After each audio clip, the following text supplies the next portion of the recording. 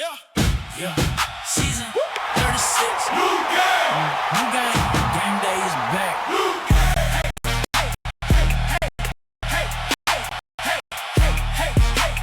GameDay.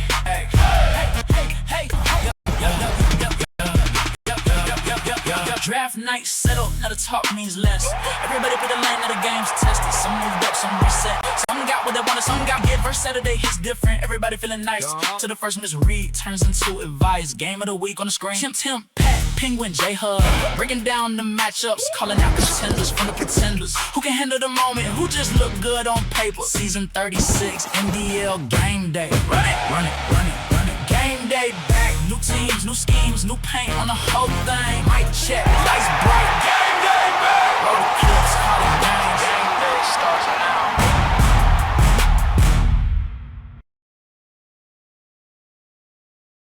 What's going on, everybody? This is Tim, aka Lick. I'm here with Phony, Penguin, Hubbard, and Pat. The NDL GameDay crew is back. Phony joining us back this season. Man, we're excited for the NDL Kickoff show here Thursday night on the 30th of July. We're approaching August here. Man, that means it's school time for Mr. Hubbard here, huh? How do you enjoy your vacation, Hubbard? Man, yeah, dude. Like, no doubt. It's I think I go back to work officially next week sometime. But yeah, it's the summer went way too fast, but that means the NDL's here and ready to start. And it's been a long break, and I'm ready to get going after the convention, and now all this stuff's starting to kick back up. We're ready to go. Man, Phony, what have you been up to, man? Long time. Obviously, for some of you guys that don't know, Phony was back in kind of the original GameDay crew here. Took a season off, which allowed us to acquire Hubbard and his talents, and now we got Phony back. What have you been up to, Phony? Just busy out here, keeping up with college football, a lot of recruiting stuff, keeping up with a lot of that, and getting ready for the college football season. Just staying busy. That's pretty much it out here. So nothing too crazy. So glad to be back here. Glad to see Hubbard and everything. So glad to be back in the NDL and ready for some great games and great matchups in the MAC this year. So. What about you, Penguin? It's nice to have a little bit of room to be able to lean back and only be touching the clothes that I'm wearing instead of flannels all around me or whatnot. So this is what must feels like to be rich. The only thing missing is household staff bringing me refreshments.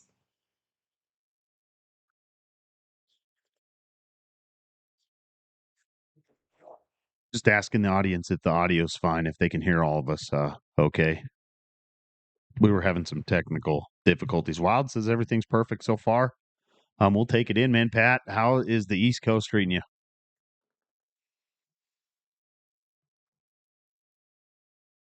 I think he muted himself.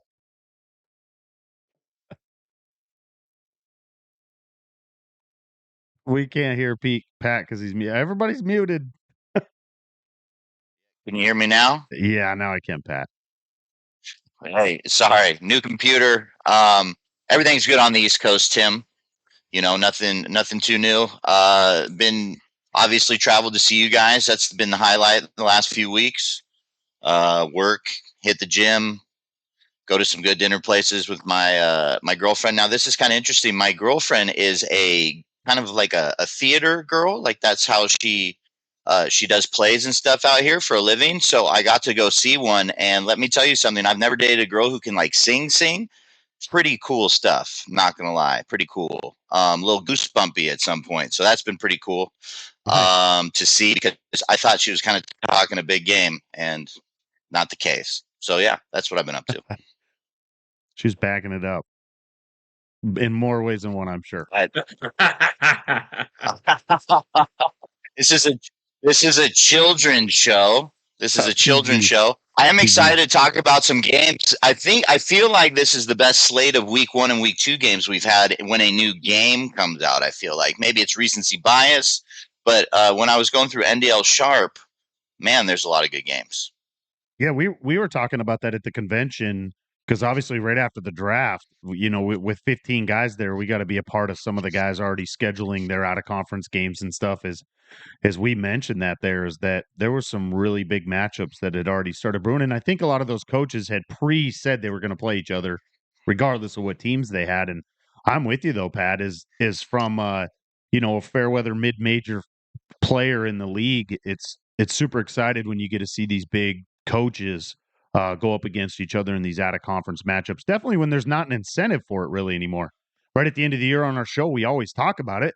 There's not a giant incentive to go out of conference and put yourself at risk to lose the game. I mean, you have a little bit to gain if you win, but you definitely have a lot more to lose if you lose those games.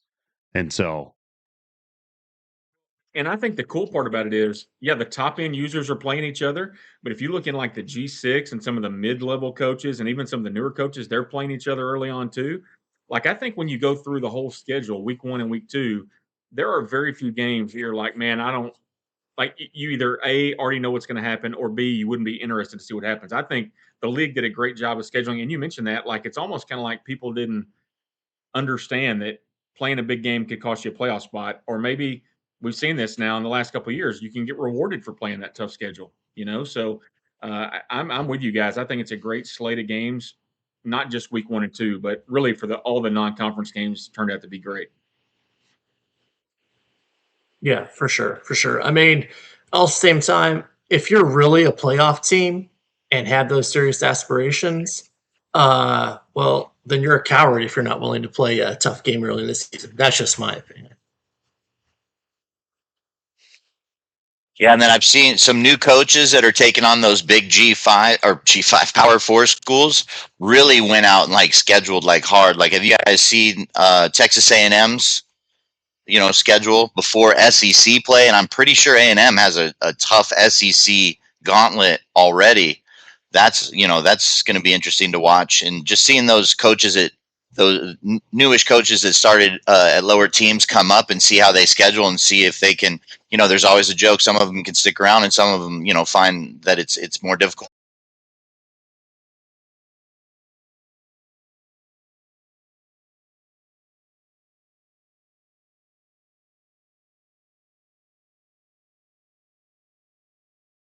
did I lose you guys?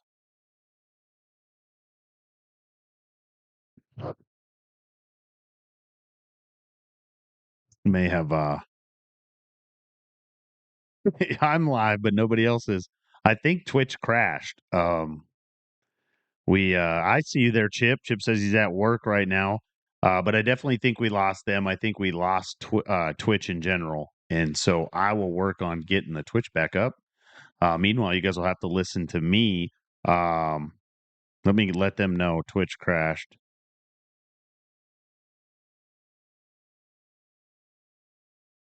But yeah, no, Chip, man, how's work going? Right? I think the Twitch is out though, like because it completely froze on my the Twitch stream together that we use is completely gone. Let me see here. See if I can pull them back in here. Are you guys still in here? Can you guys hear me? We can hear you. Yeah, we're good. Perfect. Perfect. Let me get this refreshed. Yeah, the Twitch just kicked me out. Said I wasn't a good enough host. Yeah. Well, there we go. I think it's back up. Sorry about that, you guys. So Yeah, well, I think someone had mentioned it, man. Season 36, NDL Media is back, right? It wouldn't be a show without some type of technical difficulty here. Hey, no matter the difficulties, you know what? Game day is always here. What other show can show this type of consistency? I haven't seen one. Man, a little beef here. Okay. Okay. I'm with you. So, we're back. Yep. Yeah.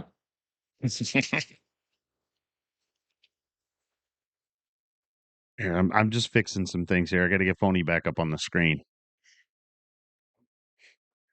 There we go. We got Phony back.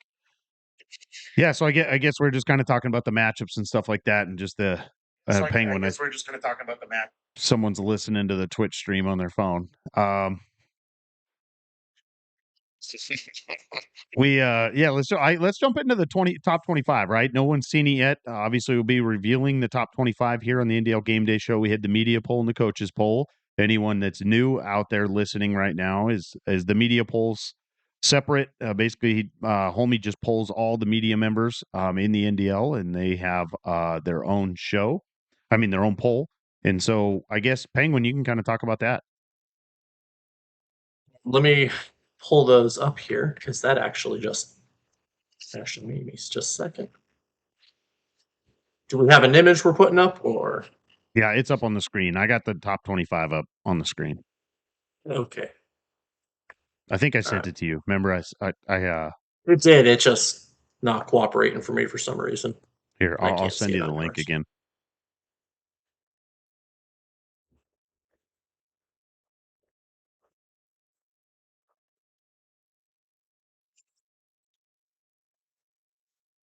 There.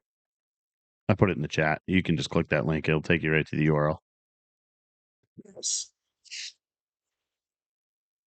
Well, I gotta say, it's definitely among the more reasonable top 25s at the start of a season that I can recall, and that's really a fantastic thing because, and I mean, we got to start out with a shout out to Homie about all the incredible work he's done to change just with the new website, how the voting goes, and everything. This is just absolutely incredible. I mean, it's just awesome that you're not going to see Air Force getting number one votes throughout the season again. I'm so happy about that. Yeah, it was way more streamlined voting. Like I thought it was. Yep. The first poll's tricky because you have to put the whole thing together yourself. You don't just get it can't just do alphabetical order, right? I mean, you could, but it is gonna be a little bit harder. But I'm pretty sure that's not something we're going to worry about. I don't think half the league could put it together in alphabetical order if they could. So I don't think we'll see that again.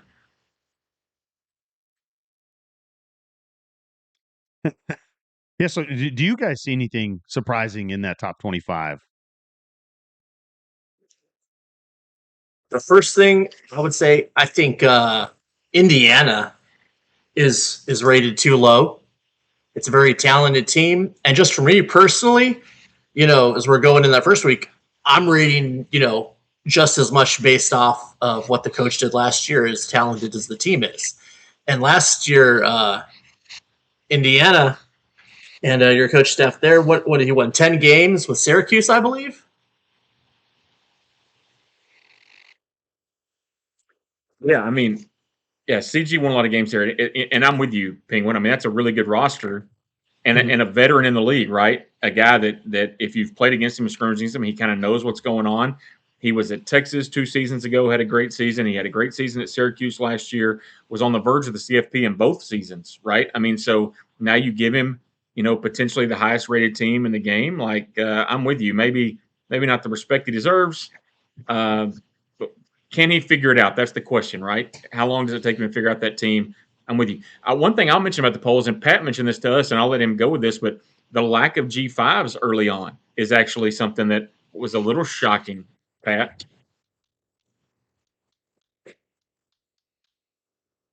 Goodness. And honestly, no offense, Chip, you shouldn't be ranked either. It's just, come on. To me, the Power 4 G5 6 difference is much more in this game. It's just the way I feel playing it. I've played some coaches with my G6 team and Power 4 teams, and you can feel the difference. Your guys don't really get away very often. Their whole team has your fastest guy. They have 7 or 8 of them on defense. So it's just one of those things that really matters. So I didn't vote any of those teams in, really. I think maybe I may have put Liberty at 25 or something along those lines. But other than that, I really like the polls. I think what's interesting with your media poll versus your coaches poll is I think the media does a better job of taking users into account. That's probably the difference, whereas some people are probably filling it out and just looking at team ratings sometimes. So that's why you see a difference in why you have Houston at 16 and 24 in the coaches poll. Like, how are they 8 points off? I think people are taking his really good season. They've seen him play before, and that's why you see an 8-spot difference in those two polls. I ranked him around that spot as well. But as you can see in the full coaches poll, he almost didn't make it. So just little odds and ends like that. But I think overall, with it, and I would probably say that the new site helped everybody in some way to get a more accurate poll. Wouldn't you guys? I mean, I think that's a huge thing. And I know Penguin mentioned it earlier. I think that's the biggest deal is that the site is cleaner to do the voting, and it's going to make everyone have a better poll. Yeah, you definitely make some good points. The only thing I would disagree without you is sliding chip receiving votes. I think the man for things he's done and going back to his alma mater with the first overall pick is not a bad choice at all to get some votes there. Will he stay there? I definitely have my doubts, and I mean, I believe I threw him some votes in this first ballot, and I mean, odds are really good that he's not there in my next ballot, but for now, I've got no issue with seeing him on there. Yeah, no, I agree with that. I'm in the minority too. I do take. Go ahead, Phony. No, yeah, I was just saying, Chip at Central Michigan, we've known who he is with that team. But like you said earlier, Pat, right, about the big difference between G6 and Power 4 teams in this year's game, like, we can really tell, like, there's a massive gap. Doesn't matter how good of a player you are with that G6 team. It's those players out those Power 4 schools, they're going to make up the biggest difference on that field. So you can be the best coach at a G6 school, but if you go up against a pretty decent coach at a Power 4 school, it's still gonna be a tough battle. It's not gonna be like in years past where we've seen like a Marion County at Old Dominion, like go to the playoffs, right? We're not gonna see that. I think in this game, it's gonna be very tough. It's gonna be tough for them to even be close in those games. So we might see after this first season, like these G6 coaches schedule a little bit differently and not put those Power 4 schools like pretty early on. So I do it's think gonna be an that interesting season. I do think that it kind of changes things too, that we are going into a new game cycle. So we do have several new coaches. We have some coaches that probably don't remember much from the previous season as well.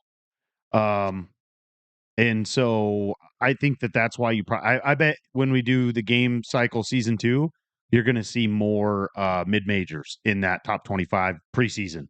Same with the last cycle, like the last season, right? The third season, because people are going to be fresh off the memory of what coach and what mid major were pretty good. Because I bet by week 6 to 8, you're going to see several mid majors, right? We always do it. We're going to see someone probably in the top 15 because they're going to be undefeated. And so I think right now it's just your back end of here is going to be a lot of team rating wise, which Pat brings is kind of like real life, right?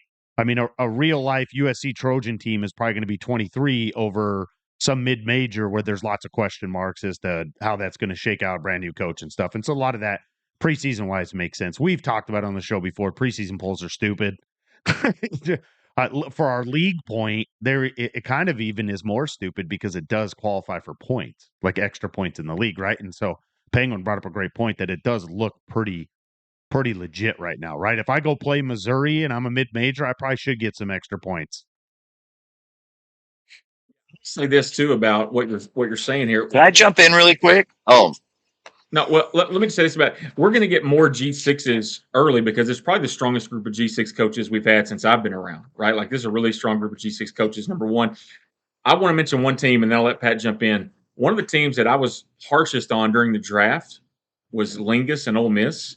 I'm actually shocked that they're higher in the media poll than they are in the coaches poll because of that roster, right? Like you would think that the coaches poll they'd be higher and the media may be lower, but it was vice versa. And I'm actually curious to see how this plays out for him because I think he's probably way too low in the coaches poll. Pat, go ahead. well, I was going to just touch, I was trying to jump on the Central Michigan thing when you guys were talking about it. And Chip, this is no shade, but look, has he ever made the playoffs with Central Michigan? Why is he the only G6 team that's rated? He made the playoffs at a different school like first season back, but guys, he has never made the playoff with Central Michigan. No offense. Why are we voting him in the top 25? He's never made the playoffs. So, like, is he considered the top G6 guy? I mean, if anything, Kemp could be in the rankings before him. Kemp is, you know what I'm saying? That's why I don't understand why any G6 team is in there. It makes no sense to me to start the year. I don't know. It's just the way I see it. So I don't know. Yeah, right.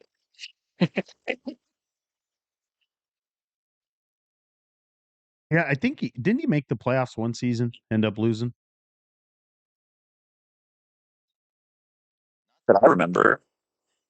Yeah, I for some reason I thought Jose made it one year. season. Jumper made it one year. Andy made it one year. Marion made it one year. I don't think he's ever made the playoff at Central. So in the I don't chat, think Rain so. says He did. I don't know. Rain says he did make the playoffs. Rain says that. But he made it as a different team. He just said, "Yeah, I did." No, Yeah. Pat. He just confirmed it. He's never made it to Central. I'm not Yep. trying to be a jerk. I'm just, it is what it is. Homie says, "Hey, I've made it one year." Yeah, no, he made it as Coastal Carolina in our first season back, but at Central Michigan, he hasn't made the playoff, and he just gets ranked every year to start the year, and I just don't understand that. What's crazy is I think there's been like 3 times where he's had a chance to make the playoffs coming into his conference championships game, and he can't. Make a good point. So really, it's just high expectations every year, and it's a letdown, Chip. He's just that consistent coach, and he's just what 10-2 seasons, 13-1 seasons. Like he's just consistent. So I think a lot of people see But what that. we're saying is we need someone else to unseat him and take the Chippewas to the playoffs and get rid of their legacy. I don't know about that. Oh, Is that what we're saying? I think the real problem for him though this year is that the roster is not as good as it has been, and there's some. I think he's even though the roster hasn't been great, it's been as good as a lot of the MAC teams, and now this year they're pretty far down by some others. Like Phony's Western Michigan team is a lot higher, right? Toledo coach has been there for a while, and he's got a good roster. I think that this is going to be the biggest challenge for him this year with Central Michigan. I'm glad he went back. I know he's up for the challenge, but he's kind of run the MAC over the last couple of years, and this is going to be a hard one for him. And I honestly think that's why he went back without asking him, was because he's up for that challenge, and he's a Chippewa at heart. I mean, he's going to bleed. I don't even know what officially those colors are, but those are the colors he's going to bleed. I mean, like top 1 draft announcement though. That was awesome. Oh no, I was just going to say that. I wasn't ready for that. Just going to say that, man. That was a heck of an announcement, man. Hopefully you didn't miss it. If you did, you have to go back and check it out. Chip announced his draft pick live on the phone, and he took his talents back home to the same place he was previously. And I don't know what kind of fool would do that. So, so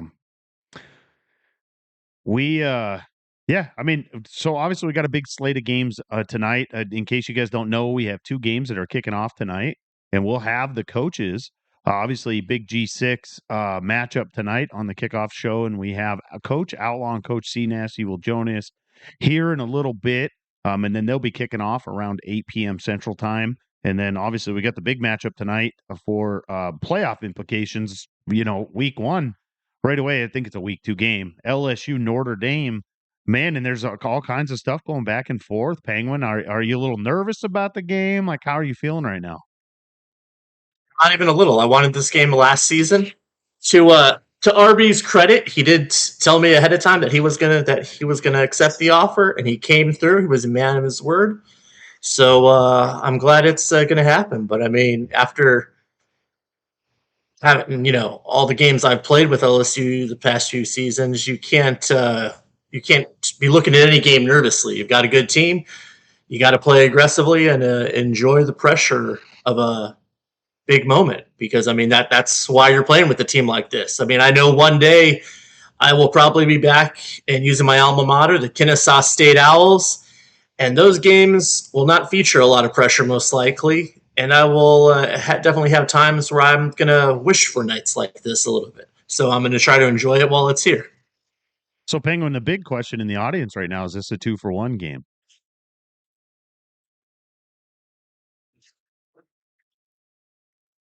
Sure, why not? That wasn't the way I wanted to do it, to be honest. But I mean, I hit the road for Baltimore in a few hours. So, I mean, it does appear this is going to be our only opportunity. Big whammy there.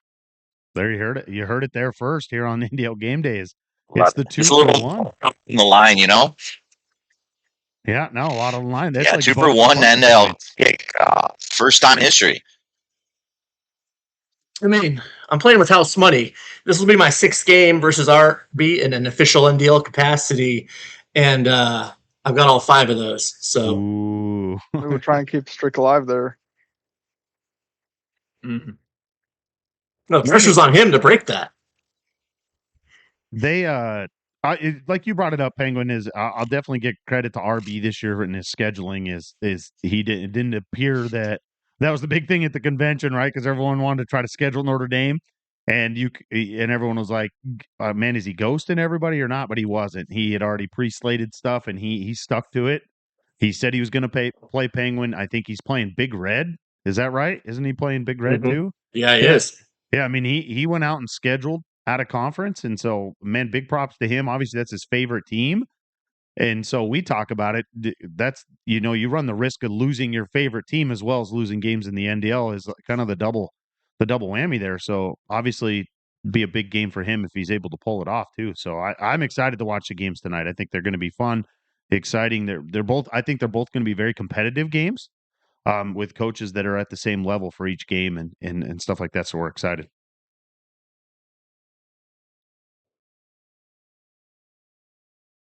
Yeah, we're gonna. I'm sure Penguin, your stream will probably pretty light. Who do you play next week? Indiana.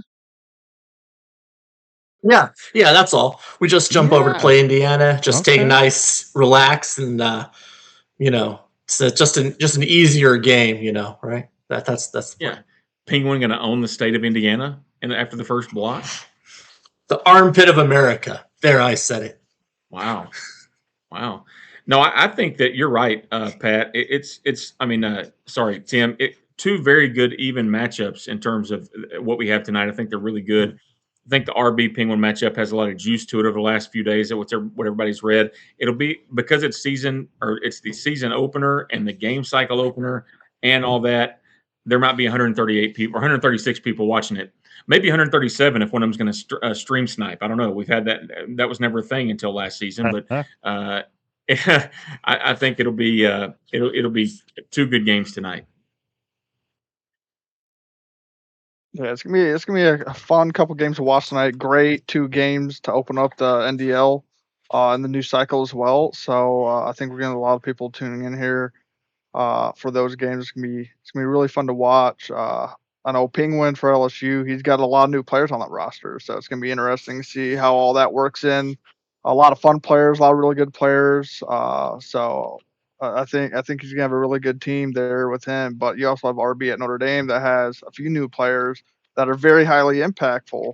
But he's got a lot of those returning players that he's used to playing with from the previous cycle. So it's gonna be interesting, and I'm pretty sure this game's at Notre Dame, right? No, it's at LSU. Ooh. Oh, okay. So it's at Death Valley. It's gonna be tough on the road there. So tough. We'll go on the record here. If he wants me to come to him next time, be it next season, I'm happy to do so. I don't know if he's interested in that or not. Regardless of the outcome, I will definitely do that if he wants that. He'd probably love to host Kennesaw State next year. Just I got more faith Penguin. in you than that, Penguin. Yeah, Penguin I do too. Penguin plays in the. If it happens, I'll take it. I'll schedule a game if that's the way it goes. Well, Penguin plays in the best conference in the NDL. Number one, don't forget. All right, that's the first thing. Number two, Penguin. Just remember who picked you to win this week and who picked you to be in the playoff last year. Who has the most faith in you? So you let me down, but it's okay. It was a wild season last year. I would say game for game, I played better last season than the previous season. It's just you need good breaks as well. And last season wasn't my season for breaks. It just wasn't. For sure. Yeah, well, I guess we're going to do this a little differently since we have these kickoff shows. Is I don't want to be picking games while the games are going on tonight. And we do have Coach Outlaw and Coach C. Nasser going to be joining us on the show here shortly. And so I'd like to jump in and kind of we'll do our pick'ems now, and then we can just visit about the season and stuff like that. That way when they get on here, we're not trying to rush them or anything like that because I know they're planning on kicking off tonight and stuff, and so we can just jump into our pick'em games here, and then that way we don't rush anything. Hey, real quick, actually, Hubbard, why don't you jump into your Sharp real quick, right? Because we have a lot of new members and stuff in the league that might not even know what the NDL Sharp is. Coach Andy kind of helped start that with Homie, and it transitioned over to our new league, our new website. So all of you degenerates out there, right? The new NDL Sharp, it's now integrated into the site. Go check it out. I love the fact you can't go Brendan Sorsby and bet on yourself. Although maybe you'd like to bet on yourself a time or two this year, you can't do that. So we're gonna do a segment every game day this year. I'm gonna pick 6 games. I'm gonna give my picks and then let the guys kind of weigh in. So we haven't really talked about how we're gonna do this, guys. I'm gonna give my 6 games and my picks for them, and I'll let you guys kind of chime in if you feel something different or whatever. And then actually, because it's week 1, I've got a couple of bonus picks for some conference champions and things like that. So here's my 6 games, and I think Tim's gonna throw them up on the screen for you. The first one I have is UTEP over Utah State. UTEP is actually a 6.5-point underdog. Ank has been playing. A bunch of people have said this. It was on the Outliers last week. He's been playing a lot with UTEP, right? Black Rain, a new coach at Utah State. He was at my new school, UNLV, for a long time. I think the line may be flipped here. I think UTEP will cover this one and win outright. They'll cover it easily in that one. Second matchup, Air Force over West Virginia. It's one of those Power 4 hosting a G6 team. I like Air Force. I like Razorback in this one a lot. He's back at Air Force. An 8.5-point line. I think he covers it. I think he covers it easily, actually, in this one. We mentioned Chip a minute ago, game 3, Northwestern traveling to take on Central Michigan. I think the roster gap, we talked about this earlier, P4 versus G6 is just too much. Give me the Wildcats plus 3.5 and probably an outright win in that one.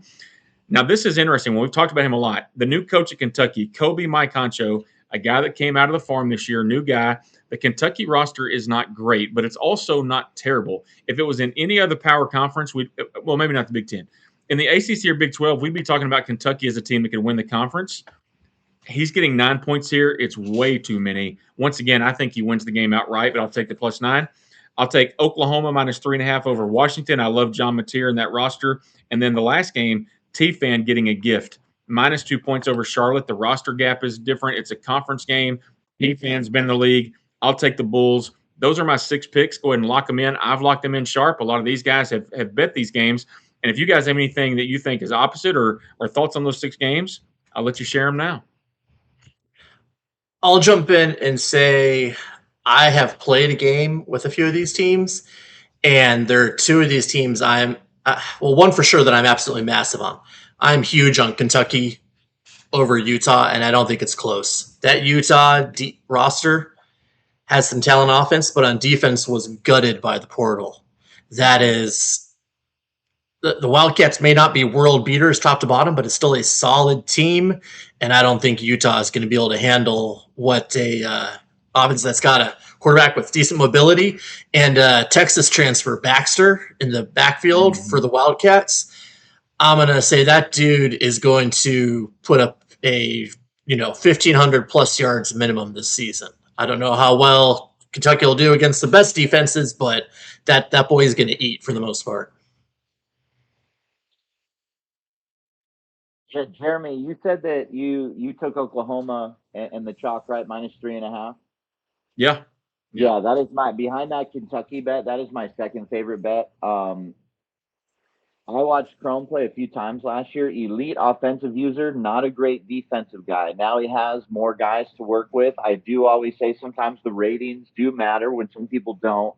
He was at some schools that didn't have good defenses, but he can score points. Now he'll get stops with a little help from better, computer control players on top of him. And I think he is a dark horse in the SEC, and I think he wins this game by double digits. I really like that one.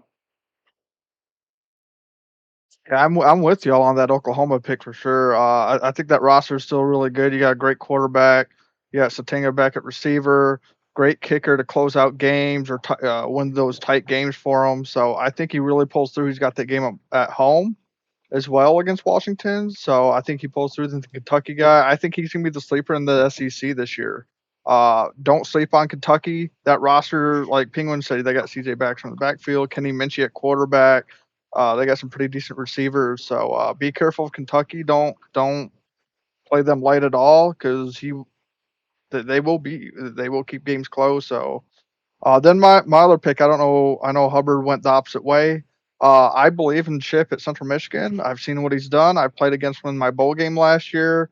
Phenomenal game. I know what he's about. I know how well he's been. He's a very consistent coach. I've touched on earlier. So I think he really pulls one out for the G6 and beats the Big Ten team in Northwestern. So that's my kind of upset of the week. Central Michigan over Northwestern this week. So.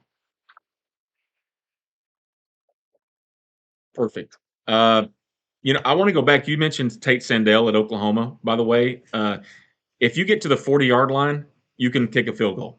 Like, it's nuts. And on the road, I'm him in another league, right? Even on the road, the meter is barely moving from 55 out. I mean, it's nuts. He's going to win close games. He's going to win games because of that. Tim, any thoughts on those lines? You like them, or you want to move along to the? Yeah, no, I mean, next? I think you did a good job finding the ones in there that made a lot of sense. Obviously, anytime you can bet against Washington, I'm on board with that. So Yeah. All right. So since it's week one, I mentioned we got some futures picks. Tim will throw these up. I picked 5 teams to win the conference championship. And listen, I'm not saying that they're necessarily the 5 they're going to win. Here's what I look for. You guys that bet know this. You're looking for the value. You're not looking for the D Kennedy to win the Big Ten at minus whatever, right? Like that's not what we're trying to find. So I found these 5. I'm telling you, North Texas, even though that roster got gutted and went to Oklahoma State in a wide open American conference, you can get him at plus 24,900, Pat. Like, that is, you have to take that. Jaguars is a good coach. He's been in good games. He's won games before. I like that. I'm going a new guy in the league in the MAC at Ohio. OV Patriots won. He's a good player. Ohio plus 4,000 win the conference. I'll take it. And anytime the MAC's wide open, I'm going to go with that. Big Z at San Diego State, right at plus 1,200 to win the Mountain or to win the Pac-12 now. I'll take it. Other than, I mean, you got Boise, who's the highest rated team, but I mean, Tim's in there with Washington State. It's kind of wide open too. I like San Diego State, and that's thing. I've said this over and over again in the SEC. If you're sleeping on CJG, you're wrong. He's a good coach. He's got a good roster. And at plus 1105 to win the conference, I'm all in on that. And then Scoop is back. Controversial, maybe, I don't know. But at South Alabama, I've played him a couple of times. He knows how to use that roster. And at plus 5782, I'm taking Scoop and South Alabama to win the Sun Belt. I like the value there. 2 teams I want you to bet on to make the CFP. Georgia, they're making the CFP somehow. Conference champion or not, plus 2750, take that. And my boy Big Red, Pat's boy Big Red. I don't know who he's definitely Pat's boy Big Red in case you missed the draft. But in a Big 12 that, yes, MC at Tech is going to be good. Marion County Tech is going to be good. BYU's a good roster. I bet you, if you didn't see how dialed in Big Red was to the draft, and every single coach who made a pick, he was dialed in. He knows what you do. He's going to scout you. And at plus 49,000 to make the CFP, I'm putting money on it because I think it's a good pick. And then the bonus pick is Georgia to get a first-round bye at 25,000. If I believe them to win the SEC conference, then I'm going to take them to get that bye, 25,000. I'm taking the value, guys. I think it's good value. Do they happen or not? I don't know, but I'm willing to put a little bit of money on it and see what happens. yeah, I like This is that why one. it's not good to talk about gambling with your friends, because when you're in Vegas and your boy sits there in the casino for 20 minutes and tells you all those bets are locked, you go and make them. Yeah. And all those sound great, Jeremy. Yeah. So right? run. Yeah. You would have me front line and center at the sports book. Yeah. It's scary because last year, right, my 2 main bets were LSU to make the playoff and Brady to win 10 games. Those were my 2 big bets. Yeah, way right? to go, Penguin. And yeah, well, Penguin and Brady both screwed me. Not even a dinner. But, I just no. Way to go. But here's the thing. Here's the thing, Pat. I'm with you. They all make sense. but none of those are the favorites to win those, right? Like none of those are the best option. They definitely are. Look, a lot of that stuff's based on ELO, right? So you're getting some of that for sure. I just think that I think the I San think the Diego value's State one's there. nice. Playing in the Pac-12, Yeah, so I played Big Z a lot.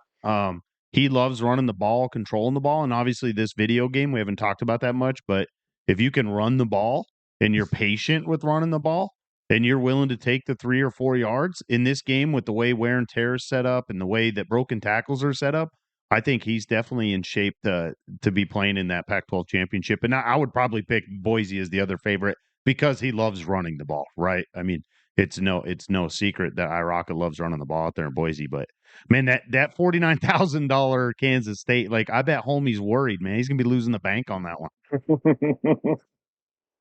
Hey, the only gamble of the future, this happened to me last year on NDL Star, Jeremy, a coach removal or taking time away from the game to be with his family. It's definitely a gamble. You know what I mean? You bet on a coach, yeah. something happens, and then all of a sudden, you just have no coach next to it. And the Sims are coming. I lost a future that way last season. That's all I'm saying. So keep that in mind when you're betting those. But there's a lot of stuff in sharps. I think that if you go through there and just look for the value before it all comes down for the future stuff, I didn't even get into team win totals, right? Like I think that there's a bunch of value in the team win totals. It just wasn't worth getting into. But take some time to not look through those because I think there's a lot of those out there that are good values as well. And mainly on the unders because it is based on ELO. If they're a good user or a decent user at a good team, then the win total is really high. Take the downs, right? Or take the unders. So there's a lot of stuff out there for you.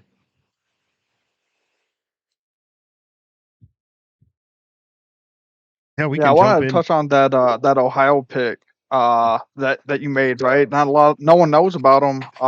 He's gonna be a good guy in the league. I know a few of us knows about him just based off the farm. That's where he came from. So I think that's a very good pick, and that's a bet I made too myself. So he's gonna be very very good. So I want to let everybody know, watch out for him and take him serious because yeah, he's gonna make some noise in the MAC. Yeah, I think the MAC, and you mentioned the farm, which Tim has done a great job with, right? And we're fortunate to be in there. But I will say this the MAC, as always, right? The new guys get in there because they're the last teams left. The MAC's going to have some very competitive games and some teams. If Ohio or Akron are on your schedule this year, you better be ready because both of those coaches can play. If you're playing either one of them, you might be in a bind. So I feel the same way about Kentucky, though, right? We talked about that a minute ago. I think those Kentucky and Ohio are the two teams to me. Just seeing those guys play. If you have Kentucky or Ohio, you better know what you're getting into. Don't just look at the roster and assume that you're going to win. Yeah, buckle up for a tight game. Love it. Yeah, we're going to jump into these games of the week, and then we'll bring on our coaches here for the big G6. Keep wanting to say G5, but the big G6 showdown tonight in the Kickoff Classic for NDL. And we'll kind of talk about these games of the week. We've already mentioned it, man. I can't remember a time where we've had so many exceptional coaches playing each other in the first 2 weeks. And so we'll go ahead and jump right into these games of the week. So you can tell all the new graphics are done by Homie. So props to him.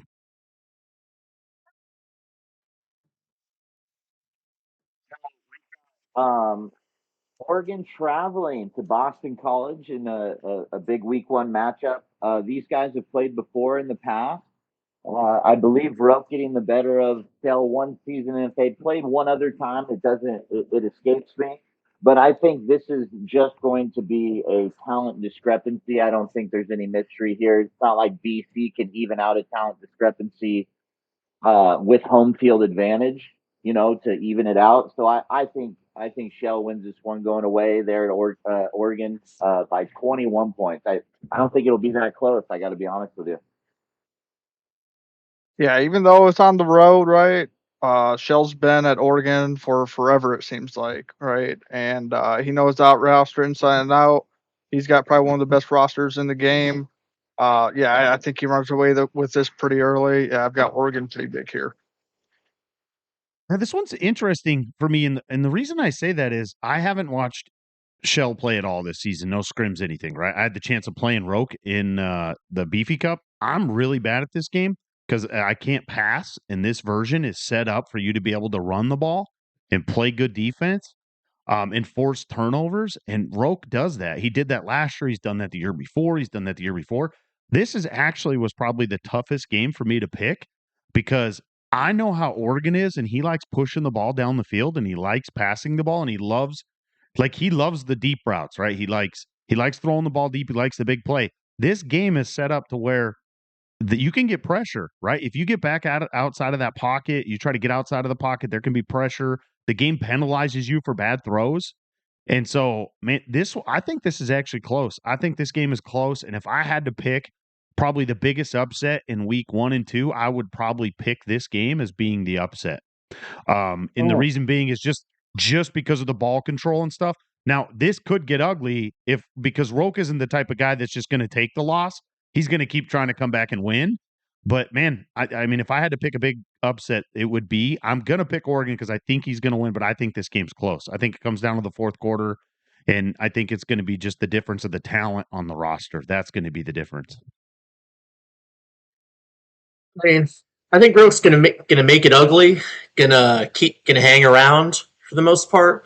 But I mean, this the speed and that more importantly that Oregon defensive line wants they're gonna ding up the BC quarterback and throwing those passes that might have been completed in the first half are going to fall woefully short in the second. So I think it's a good game for a half, much like Tim was saying. But Shell pulls away at some point in the third quarter in that one, unfortunately. So Ducks by 2 scores minimum. You know, what's funny is Roke has a way of winning with rosters that aren't very good. Took Mississippi State to the playoff a couple years ago. I'm with Tim on this one a little bit. I think that Roke is going to limit the possessions for Oregon, and if Shell feels that pressure to push the ball and make something happen, it could work against him.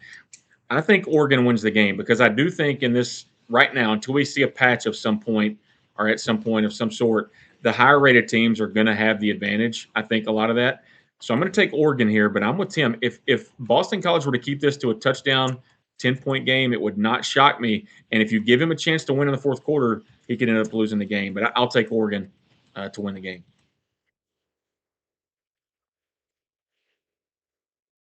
Yeah, Oregon picks for all of us. Moving on to our next game, we got a top 15 matchup to start off the year in the NDL. We got Ole Miss traveling to Texas Tech. Great matchup. Big 12 versus SEC. Lingus versus Marion. I think this is going to be a very good game. I've played Marion in the past. He's very, very good. He's been good at Utah. He's been good everywhere he's been. Like we've stated, he's like G6 at Old Dominion. So he's got a really, really good roster at Texas Tech, and he's got this at home. I've got Texas Tech here. I think he's just.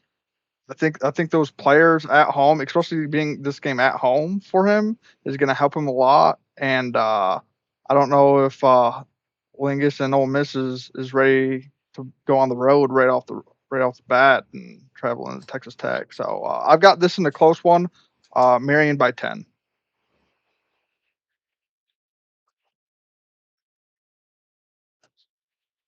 Yeah. So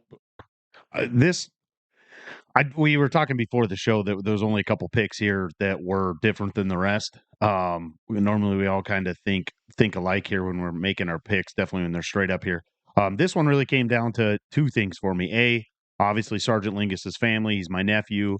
But also another thing is when we're at the convention, there was not a single guy that was more obsessed with the video game than him. Maybe Wilds, maybe Wilds, that was more obsessed with the video game himself. I mean, it was always on the TV, and it wasn't him playing. It was practice mode. It was depth chart. It was looking at players' attributes.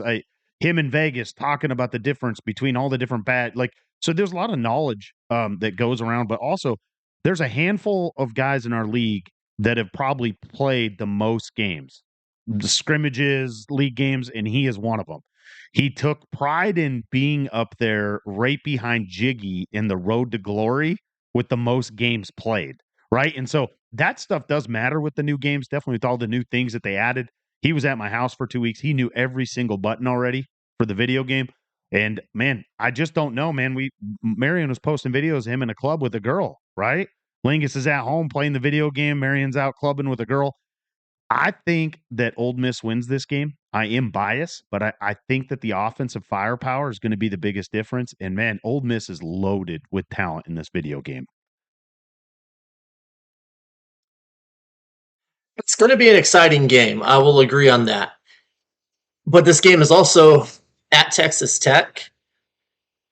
And I think in a close game, I think that's going to matter a little bit in the end. That, and I think that will influence ball security.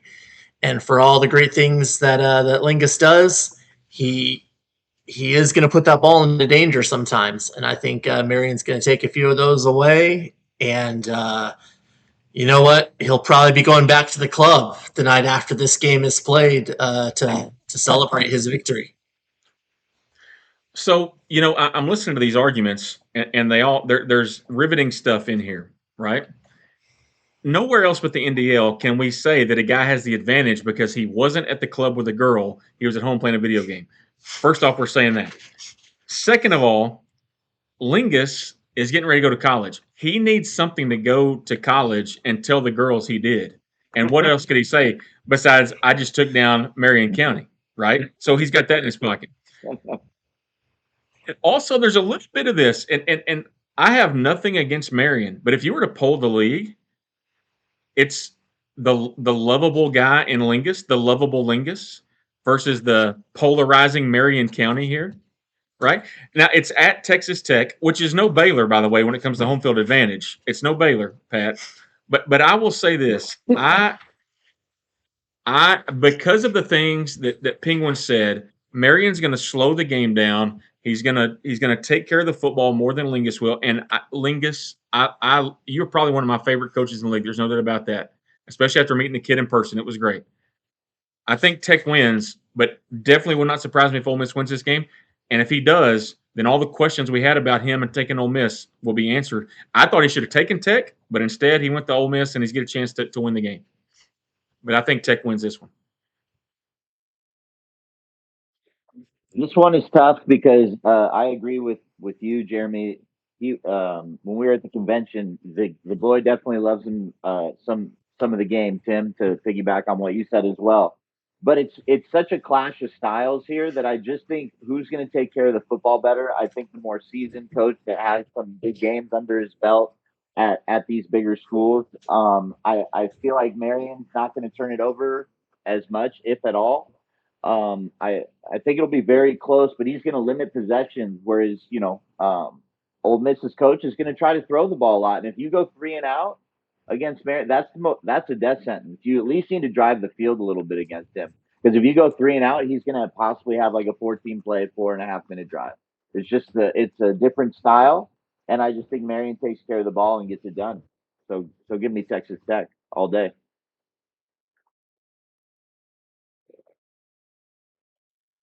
Well, that takes us to our next game, which is New Mexico at Georgia Southern. And actually, I don't, you know what? It doesn't matter who's home in this one, even though I'm not sure. But you've got a couple of veteran coaches going at it here, specifically. But the one that stands out to me most is C. Nasty and Georgia Southern, specifically because they have some elite speed at a wide receiver position that you just don't see in a lot of the smaller schools, especially in this year's game. They've also got a beast in the middle there, a defensive tackle whose name I cannot remember, but I tooled around with them a little bit earlier, and I think those two X factors, while New Mexico isn't just loaded with scrubs by any means, I think those two, the beef in the middle and the speed on the outside are going to be a tipping point in this one. So give me Georgia Southern by a touchdown. Yeah, the beef in the middle is always a deciding factor in most situations, right? This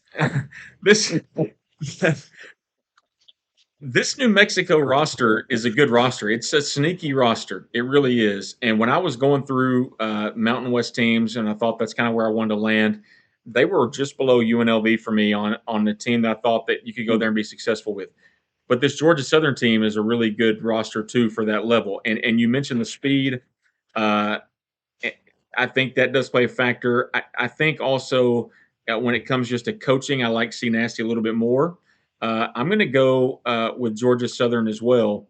But this is a really good opening game because it is really tight in a lot of ways for that big beef in the middle. But go ahead.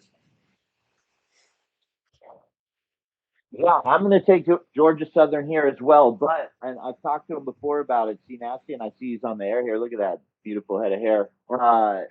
He does have to deal with Max Johnson, which is a problem. I spent 12 long weeks with that guy. He's going to make some throws that just make you smile, but most of them are going to make you pull your hair out. That's why I have to wear a hat on this show because Max Johnson was my quarterback. I think this is going to be a very tight game, a fun one to start the season off with. Quite honestly, I love that we're throwing two veteran coaches out there in a D6 game, and I'm going to take Georgia Southern in this one by 10. Give me Georgia Southern by 10 with a late touchdown to pull away. Yeah, I'm with everybody else here. I've got Georgia Southern here. I just think, like Penguin said, the Big D tackle in the middle. A lot of people love to run the ball. I just think he's going to slow that down. Get some crucial stops and make those possessions meaningful on offense. And I think C Nasty at Georgia Southern is going to take this by 2 scores here. I'm with you guys. Seeing Corey up here on the camera, hearing about everybody picking him and talking good things about him, you can see him smiling and lighting up. I think it's the same thing. I think Corey likes to run the ball, establish a run. Even back when he was playing as Miami, Baylor, it was all about the run game, getting the run game going. I think that's going to happen this game. I really think it's going to pull away in the second half here with turnovers and stuff. And so I have Corey winning as well. And as you guys can see, we got Corey here on the show. C Nasty, man, how you doing, Corey? What's up, boys? So great to be here. Honor and a privilege. Aw. Yeah, so Corey, kind of give us a rundown, man. Not everybody is obviously you were on BB and B last season when Jeff Mo was on there. You talked a little bit about your journey into the NDL, but just kind of give us a quick rundown of your journey. You're one of the admins on our admin team here in the NDL, and just I guess you were at the convention last year. So Pat Penguin, Phony, and I got to meet you in person, and so I guess just kind of talk about everything. Love what you all do. I haven't, as I say, a face for radio, so I stay behind the scenes a little bit more. But I wish I could do all the great things that you all do. You guys flow so well in everything you do with this show, and then coming on and trying to live up to the pressure of what was that 4 straight W's you expect me to pull off here across the. This ready to go here. But yeah, I love this place. I really made a commitment this year to really play a lot more. I didn't play enough last year. I enjoyed the game out the gate. It's gotten a little worse, in my opinion, with some of the things they've quote unquote patched. But again, I'm still putting it in. I'm trying to get a scrim in every day, trying to keep my skills up with some of you good people. But I think I found a home in this area of the conferences that I can kind of get my retiree skills going on. I want to ask you real fast about this because you picked in the draft in the 60s, right? It wasn't like it was super low. So this isn't a team that you just had to take. What was it about Georgia Southern that you liked? Because as I'm looking at the teams that were on the board when you picked, there were some pretty good rosters there. So what was it about the Eagles that you liked? Yeah, I really struggled with it. I was talking to Six, who was helping with the draft, and Cincy was sitting there on the board, and I really liked their roster. I really loved, if you looked at my past, I love going to a bigger conference with like one of the worst teams in the conference and try to play spoiler, have some fun with the big boys because I enjoy the bigger conferences. But I think out of a reality check, I stuck to my guns coming into the draft, saying I'm going to go small conference, I'm going to go smaller team, and then Georgia Southern was like number one on my board down there because Penguins giving away all my secrets now. Got some good speed at wide receiver, great linebackers, and you guys want to talk about beef in the middle. That's one of my favorite things. I'm going to go with that too. Now, to be fair, you're still a Cane, so I have to work against you on some level there. But more so, Court, you're a family man now. You've Ugh. Oh, that's awful. My eyes. You're a family man. You've got kids and a wife. For you, like How do you reason with them for taking a school with such an illustrious party history as Georgia Southern does? I mean, I personally know 3 people who I grew up with who went there and then worked their way out of school before graduation because of the environment. well, I actually have a connection, not to Georgia Southern, but you'll be very familiar with the area. I grew up in Forest, Florida, my whole life, Central Florida for a long time, and I used to go party at Valdosta State all the time, which is on the Georgia-Florida line. So a lot of connections to the Georgia piece of it. My family actually still lives there. They're in Buford, which is a football powerhouse in the area. If you don't know about Buford, Georgia, so I have a lot of connections to Georgia, and yes, that's probably a piece of it. But again, I wanted to have a competitive team that had a low win goal. Unfortunately, the drip is probably the worst in the game. They have like 2 uniform options, but really love the speed. I did not love Max Johnson to Petty's point there. He is something, and you'll probably see it tonight. Like I'll go put up at one game, and then I'll put up 6 the next, and that might be 6 picks actually instead of 6 points. So I really love what's going on at school. It's been fun. And then my friend MGR was there last year, and he actually has some family that plays for the team, so it was another connection for me as well. Oh, that's cool. Yeah. Right now, obviously playing a game tonight against another vet. Who is a game? We all have look ahead games. What's a game you're really looking forward to? Maybe later on in the year, maybe in conference play. What's a team that you have circled? Come on, we all look at the schedule. What do you Yeah. got? It's funny you say that because again, when I came into this season, I kind of took you look in the mirror and said, I'm not the C Nasty of old winning titles with USC and Pat's favorite back in the day. Right So on, I baby. looked at the schedule and I wanted a lot of the vets on my calendar that I used to play in the past. So me and Priest and Rice played every single season from the beginning of time in the NDL until we've ran off these last couple of years. So I'm really looking forward to playing him. I got Bear Ass on there. I'm really looking forward to playing Mort, who is just dominating with Marshall right now. Again, I just have a loaded schedule that was just purposely done of NDL vets, and I'm looking forward to getting back and reconnecting with, and just I'll be lucky if I put up 28 points a game, if that. So hanging in these games with some of the vets that understand my pain is going to make it most fun for me this season.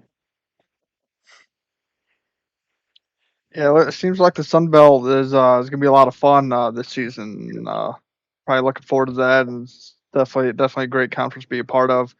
Yeah, Pat took the question I had in mind, but like I guess another outlook question. I guess so.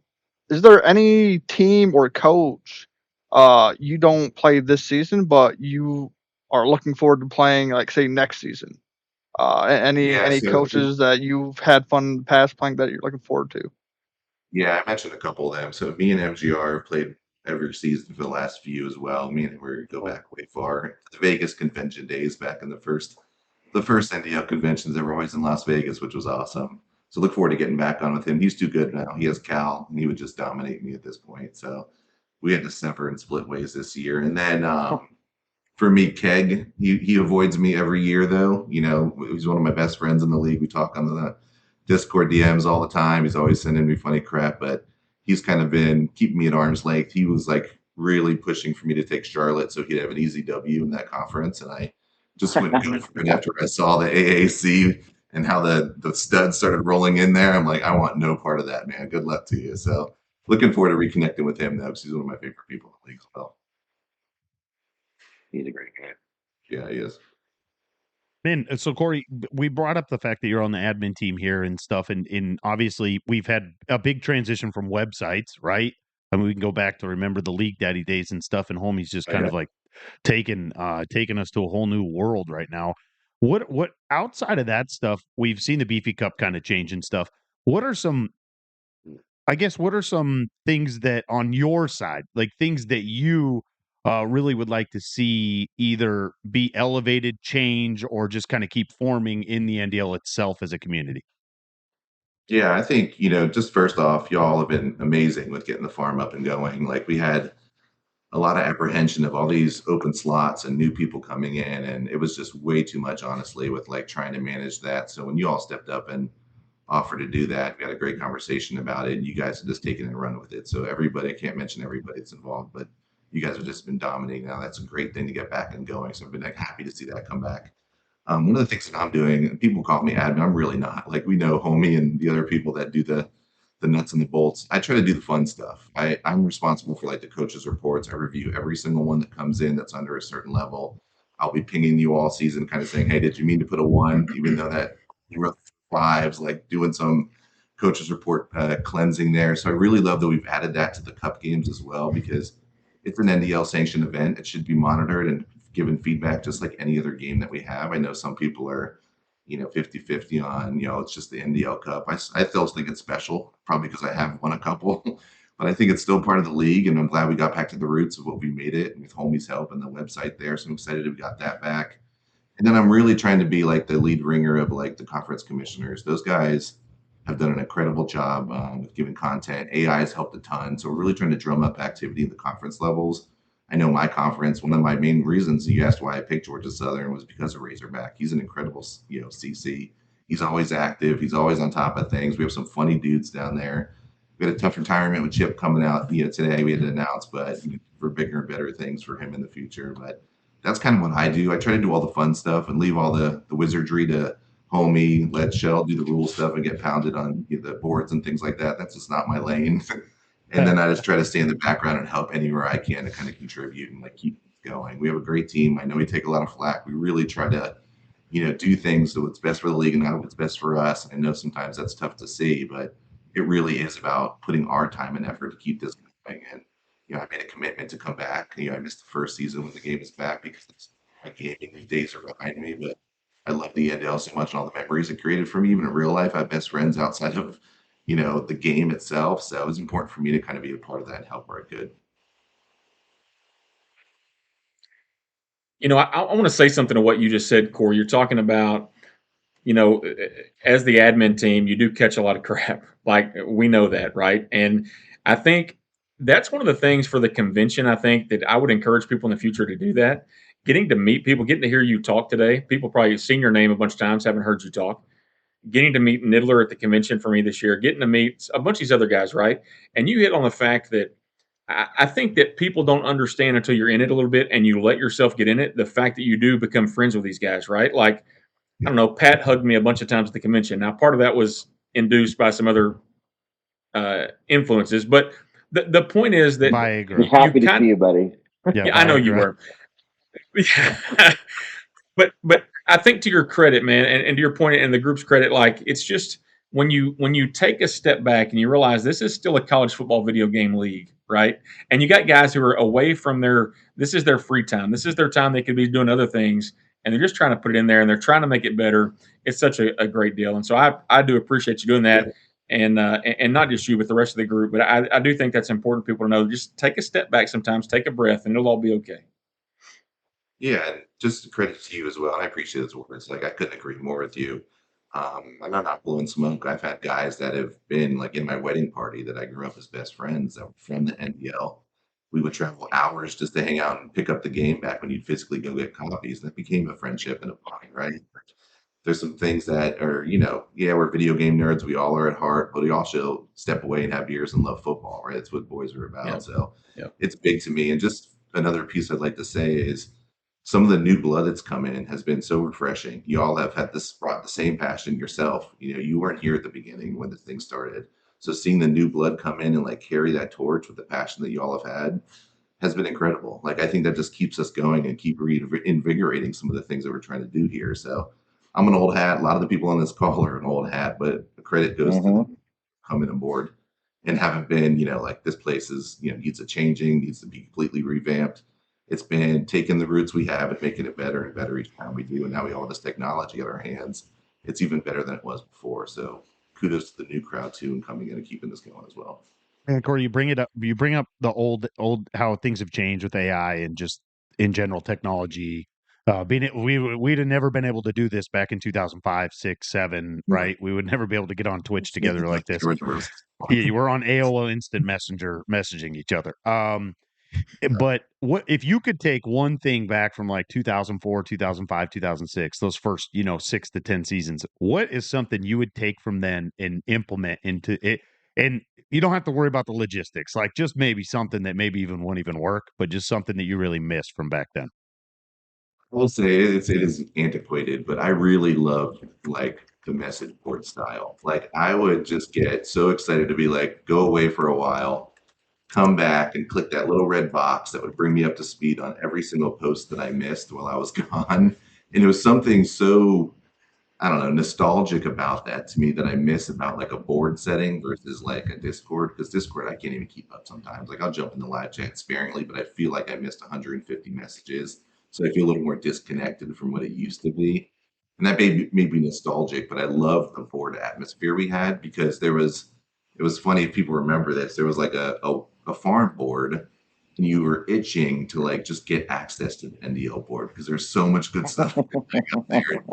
Everyone else is talking about it. And then I was pissed when like, Shell got the call before I did and he was in the NDL and I'm peeking over his shoulder at looking at the NDL board. I'm stuck on the farm board and like, it was a jealousy and like, it really had some like mystique to it to be part of the NDL when you're like a farmer trying to prove your worth back in the day. Cause it really was a thing. I love that part and I miss that part about it. League Daddy sucked. I mean, honestly, it was horrible, but it was what we had. It was like my way to start the day with the news, which is awesome. Who beat who last night? Like all of those types of things are great, but I really do miss the board aspect of things. I miss the signatures. But that's Yeah, I wish you could put exactly. those Yeah, in Discord. I wish there was a way to put a Yeah, whole those are signature cool. image. Yep. Yeah, it was great. We always had like you'd always have like 4 or 5 members that had to make signatures for everybody in Photoshop, Yep. right? Like they'd be like wizards in Photoshop, and the rest we Yeah, would like try to we make blew them our in. mind. Like you imagine AI back then, what we could Yeah, create now in 3 seconds. right. It's crazy. I can't believe that was 20 years ago, whatever it was. We're old. The live chat's fascinating because it is just a 136 person group chat, like on your cell phone, and it's just it's hard to keep. You know what I mean? Like it's crazy. Yeah, Whereas the forum, you had to like wait, like it would let you post like back to back, like it's true. It was like anticipation when you got into a good debate with someone. It was like, oh man, I can't wait to tear into this dude. yeah, I got 60 seconds to make a quick point. Yeah. I can't do back to back. I missed that. Sure, that was really cool. Oh man, Corey, we Now really I have a question. Oh, go ahead. No, bring it up, so Pat. sorry. I Go. wanted to ask you. You are playing a game tonight. What's the game plan, or what's the key to winning tonight? So unlike RB, who won't admit to like getting on the practice field, I do. I like to get my fingers burned with some AI artificial picks on the computer. Right. Just get to my muscle. It's like stretching, working out, right? I gotta do it. I get this jump. So, but yeah, look forward to it. I can't figure out defense in this game to save my life. I'm trying stunts, I'm trying all these, nothing's working, especially when I play with Georgia Southern. I have LSU in the other league and Penguins league. And it was like I mentioned, it was like driving a Ferrari. Like the speed and the way guys move is just completely different. It's completely different. For me, it's like, all right, we're back on the Civic. Let's get the adjustments going. Can't throw more than 3 yards down the field with Max Johnson. All these different things to work on and get Oh, he's so bad. Yeah, he's so bad. Good luck tonight. Thanks, man. Look forward to tuning into that. Yeah, absolutely. I'm excited to kick the season off and get going. Oh yeah. Yeah, well, Corey, we really appreciate coming on the show tonight. You guys are going to be kicking off shortly. We're going to bring Outlaw on the show, visit with him a little bit, and then you guys are kicking off. First game of season 36, man. Really excited. Thanks for doing this for us. We really appreciate it. Yeah, thanks for having me on. You guys do an amazing job. Thanks for everything. Go Eagles. Go Eagles, right? Yeah. Awesome, man. Let me get Outlaw in here. He says he's ready. We'll get him in there, and then we'll finish our picks after we talk to Outlaw. And then I think we'll slowly start losing some of the game day guys have stuff going on later tonight. And we're going to bring on Doc from the Outliers will come in and help us watch a mid-major game and watch the Notre Dame LSU game. Obviously, we're going to be losing Penguin here in a little bit.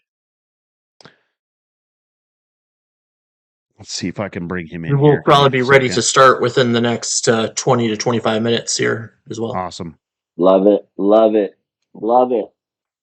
Let's get it going, Penguin. I want a good match. I don't want it to be close. It's a big game. It's going to be close the whole way. It will. Yeah.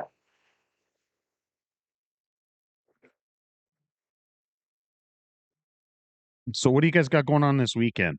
Right, we got NDL opening up after tonight's games. Are any of you guys planning on playing this weekend? I don't think the scheduling threads are up, so I would like to play maybe one this weekend. But no plans there. Going out on Saturday night. That's it. With a group of friends. That's all I got. Nothing, out of the ordinary. I'll have my PlayStation.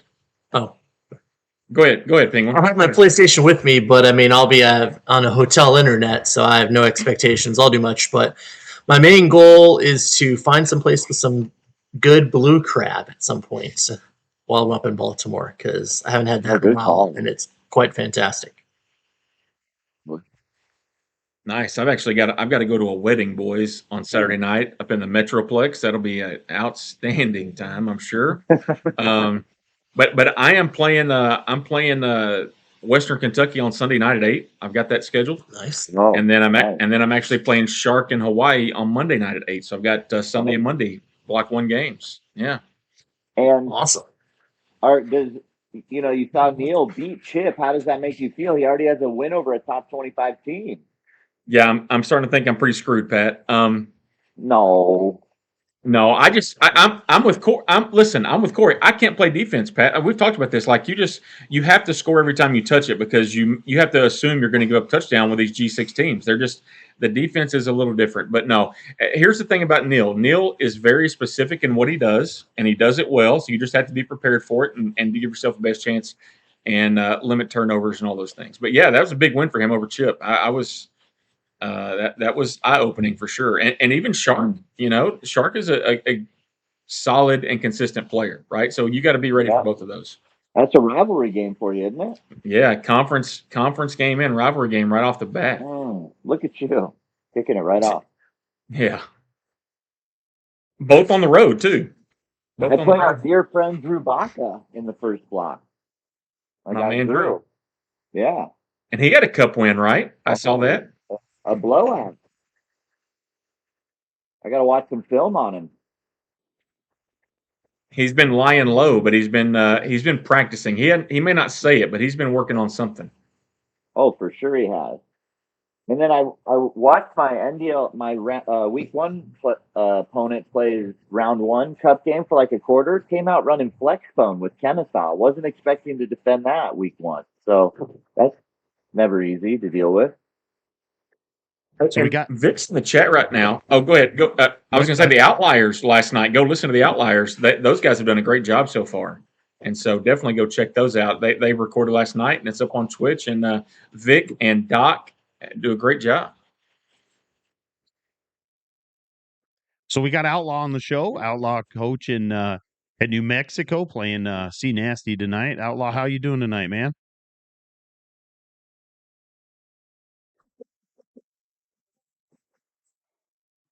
Can you hear us? Let's see how this works. There we go. I'm not the only one broadcasting from a closet now, it seems. So good. Can you hear us?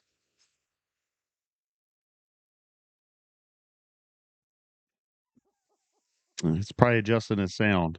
Somebody's breaking up. Yep, we can hear you. Can you hear us?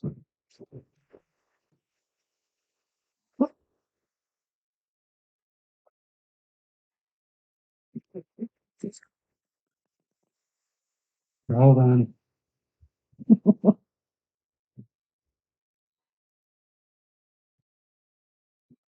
And some technical difficulties here. We'll get it under control here so we can visit with Coach Outlaw. Yeah, hold on.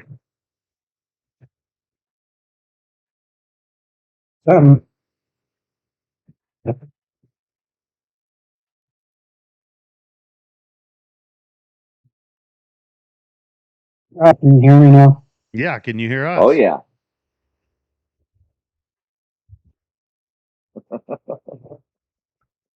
I mean, some of you guys are static in.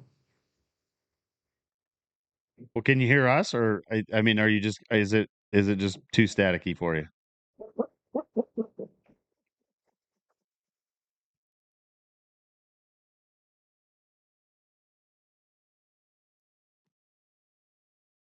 Yeah, in and out.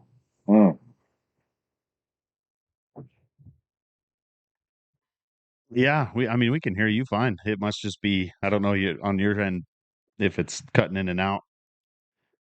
Some technical difficulties. Can you hear us now?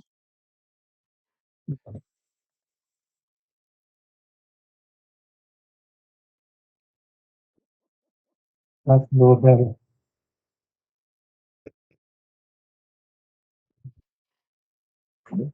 This is like a bad cell phone commercial from the early 2000s. Yeah, like Yep. can you hear me now? We did say we wanted to bring Yeah, it back too to much. dial-up internet. You know, that's what we need in the league. We need somebody who works for some telecom giant who wants to sponsor the NDL media and help us take this stuff to the next level. That would be a really big boost. Penguin Chase says in the chat he does miss the van down by the river penguin. I agree. Wow. Yeah, you are I missing some I even have flannel a in the new background. desk coming. So What's the sign in the once background? I have the desk, that's actually a painting of my youngest daughter's. She's got a little spot back here too. Because this is upstairs at the bookstore. We won't make fun of Oh, that you then. said a painting by his daughters. I thought he meant like a Yeah, picture of his daughters. I was like, well, I mean, that's a question she could only answer if it's an expressionist take or whatnot, because it's depending on how you look at it, it could be a stack of sentient mashed potatoes or perhaps ghosts stepping on top of each other. I don't know. I was going ghost. That was my guess from what I can see. The ghost. Yeah. Yeah. Well, can you hear us? But no, I'll look.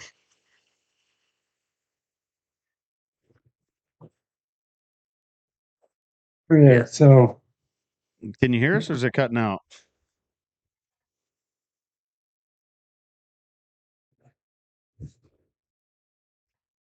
No, it looks like we're just going to have some technical there's difficulties. nothing who talks. What's that?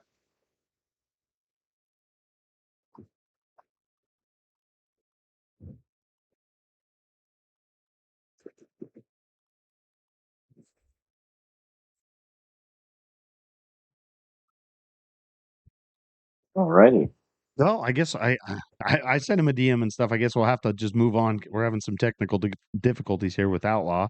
Obviously, Outlaw and C Nasty are playing each other tonight in the Georgia Kickoff. Georgia and New Mexico, Georgia Southern, New Mexico. Kicking off here shortly. Once they get the game stream up, we'll throw it up on the chat. We will have some guys leaving. I think Pat's playing a Beefy Cup tonight. Penguins obviously playing the NDL kickoff game. Talking right now, I can hear.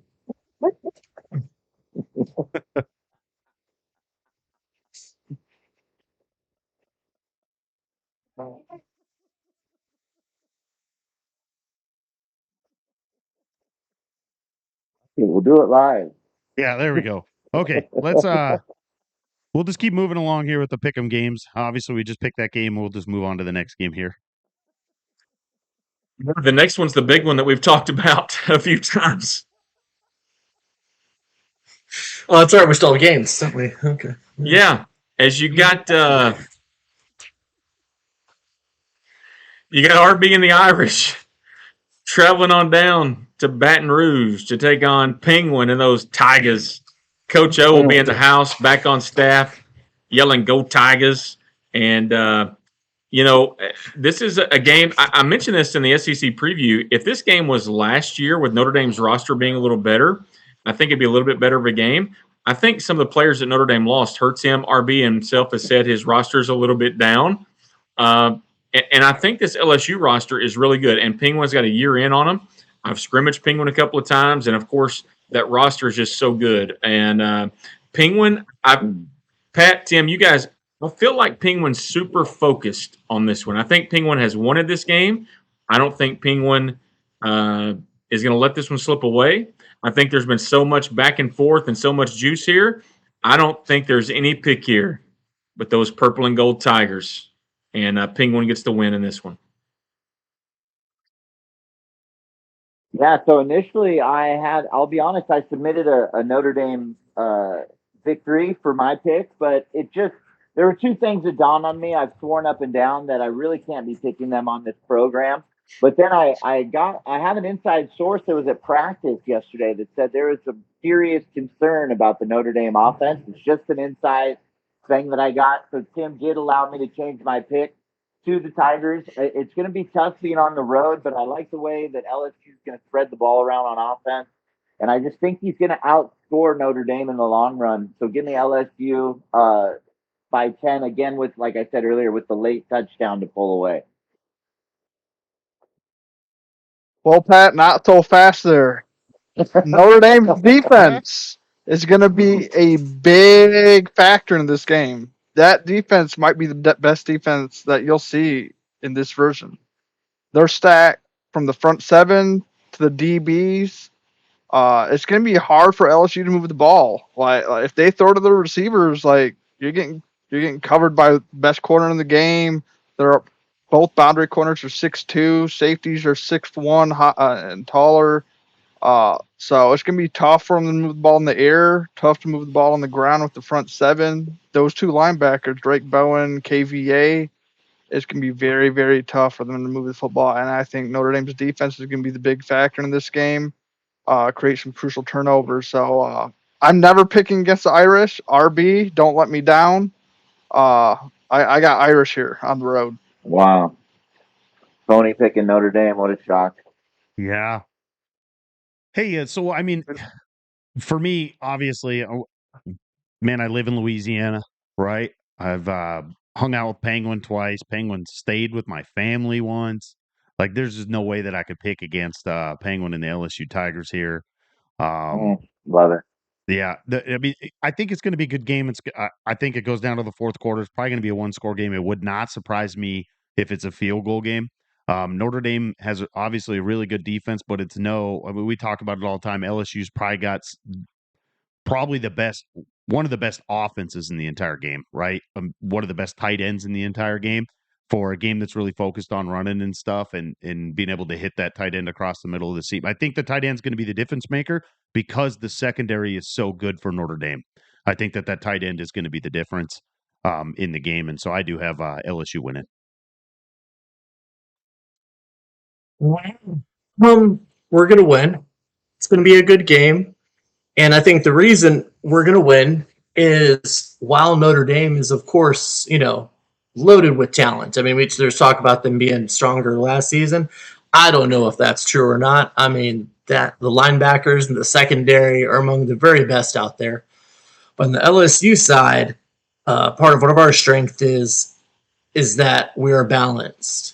There's nothing I have to do and no one I have to give the ball to. I don't even argue last year having Barry and Brown and his 99 speed hurt me occasionally because I was expecting him to be open in some plays and maybe looked his way a little too often. This season, sure, I've got a beast at tight end, but the ball's going, wherever he's going to give me. There's going to be somebody open somewhere, and they're going to get the ball. If he wants to determine that my number 3 wide receiver and second tight end are the only ones open, those dudes are going to have big games. Just whatever they're going to give, we're going to take. And death by 1,000 cuts is basically going to be how we're going to roll on offense. And speaking of, I'm told he's ready to go. So I'm going to back out here in just a moment, and we're going to get started here shortly. Love that. Hey, good luck, Penguin.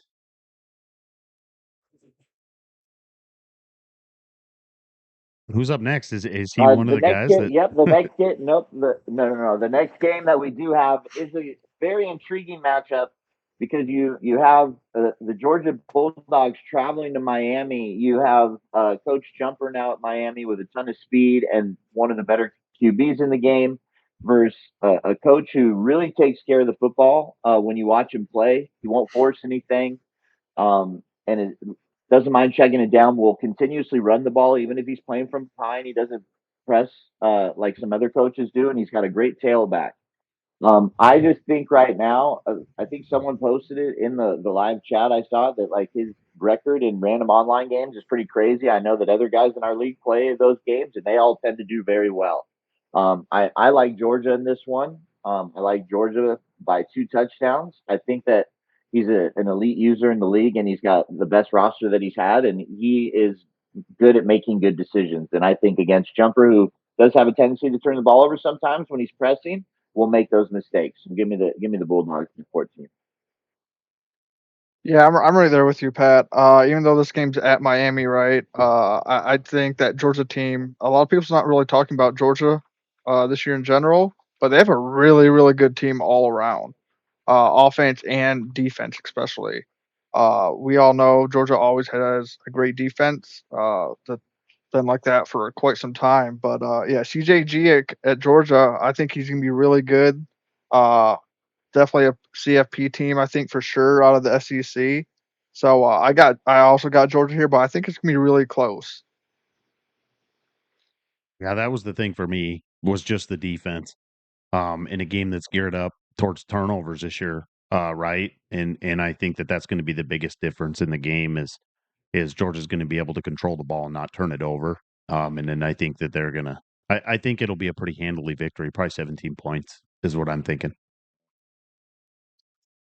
Yeah, I'm with you guys on the Georgia pick, and I think Georgia wins convincingly. I really like CJG. I made that point earlier in the sharp segment, but definitely give me the Bulldogs in this one. And I'm not so sure it'll be close. I really like this Bulldogs roster and I like the user. Listen. I was wrong last year early on, so we'll see. I could be wrong in block one. We'll find out. I like the Bulldogs here. Yeah, all Georgia pick for us. That brings us into our final game of the week. We got another top 25 matchup here. We got Louisville traveling to USC over to the West Coast.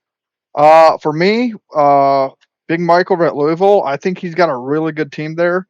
Uh, we did see K Dot at USC in their cup game didn't perform too well against Jiggy at Texas, but maybe he turns that around. But for me, I can never pick USC, just like Pat can never pick Notre Dame.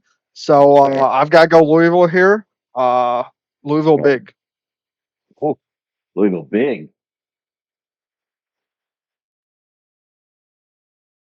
Yeah, I mean this one's the kind of the same thing as the USC is a team that we talked about kind of in the off season. Is they got a lot of transfers. Pat knows this. They got a lot of transfers. They got a lot of new players. It's like what's that going to look like? K Dot had a pretty good season last year, but man, Louisville has one of the best players in the entire game at running back, and a game right now pre-patch that's really geared up towards running the ball. I think Louisville wins this game, but I do think this game's going to be close. Yeah, so one of the guys that everybody's high on this year is Jared Allen at Houston. He just mentioned this in the chat. Louisville and Houston played in the Cup, and Louisville gave him the business a little bit, right? I really like Louisville in this game big as well. I think Big Mike has found a team that he likes. I think he's found a roster he knows how to use. I'm going to go Louisville big in this one, and I think Louisville could have a big year. Yeah, the SC didn't look very impressive in that cup game. Louisville did look impressive in their first cup game, and then unfortunately, I think they played a cup game today against Texas Tech in the daytime and lost. In a game where their tailback was really running really well, though. And I think, as we've talked about, don't want to beat a dead horse at this point. You can really run the football in this game, and I think that Louisville will lean on that running back and give me Louisville in a super tight game, maybe a walk-off type field goal on the road. So yeah, give me Louisville in this one. There you go. Exciting. I threw Penguins picks up there. Pat's getting ready to hop off. He's got a beefy cup game tonight. Man, Pat, really appreciate coming on the Game Day show tonight. We'll see you we'll see you next weekend for Game Day next Saturday. Not this Saturday, but the following Yes, sir. Saturday. Yep. Yep. Bye, gang. Go Tigers. Come on, Penguins. Get them. Now, Hubbard and Phony, are you guys sticking around to watch the games or are you guys hopping off too? I've got to hop off for the night, but I'll be tuning in though. No, I'm gonna stick around for a little bit. I'm gonna hang out and see what's going on. My family's downstairs doing something without me, which is makes me primed candidate to stay here and hang out with you guys. Awesome. As you guys can see on the show, we got the Outliers Doc with us. Hey, Phony, I'll take care, man. I'll see you next Saturday, Phony. Yep, you guys as well. Yep, you too. So Doc here with us on the show. Doc is the host with Vic for Outliers, taking over for the great Sammy this year. Got big shoes to fill. But man, Doc, fill us in, man. Where are you from? Let us know kind of about your NDL journey while we're waiting for these games to kick off. Yeah, so I was born and raised in Pittsburgh, and I live in Minneapolis now. Been in the NDL since the beginning. My first team was Louisiana Lafayette, and been here since it all started. So it's been a ride.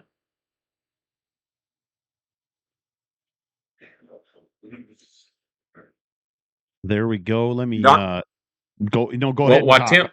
I'm gonna get the yeah, while stream Tim's up while you're talking. Yep. yeah, while Tim's working on that, Doc, talk a little bit about the Outliers, man. I thought the show last week, you and Vic did a really good job, kind of breaking down all the conferences. I haven't listened to yesterday's yet, but kind of what for people who haven't listened to it yet, what can they expect when they listen to you and Vic on the Outliers?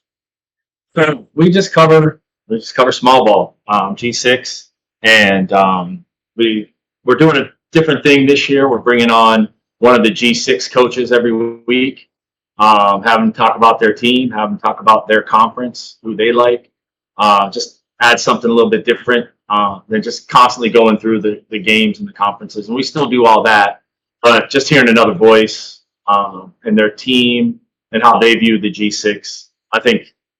Last night's show was really fun to do. We had Neil from Western Kentucky on there, so that was a good show. I like the ball knower fact of the week that Vic brings at the end of the show. That's a fun thing. You guys have your own polls too, right? You guys talk a little bit about your little G6 poll that you guys talk about every week. So we have a top 5, and so we just pick in no order, just the top 5 teams in the G6. And then we just kind of, they change as everything else changes. And so every week we pick the top 5 teams that we feel that are the ones that stand out the most. And also I forgot about the shout out of the week, where you guys have a coach or maybe a team or something you shout out. And not to take away all your thunder, kind of give us an insight as to maybe who the shout out of the week was this week. So mine was Neil for beating Chip. I thought that was a huge win. Yep. And Vic's was Dave for the way he started that game off in the cup. So, yeah.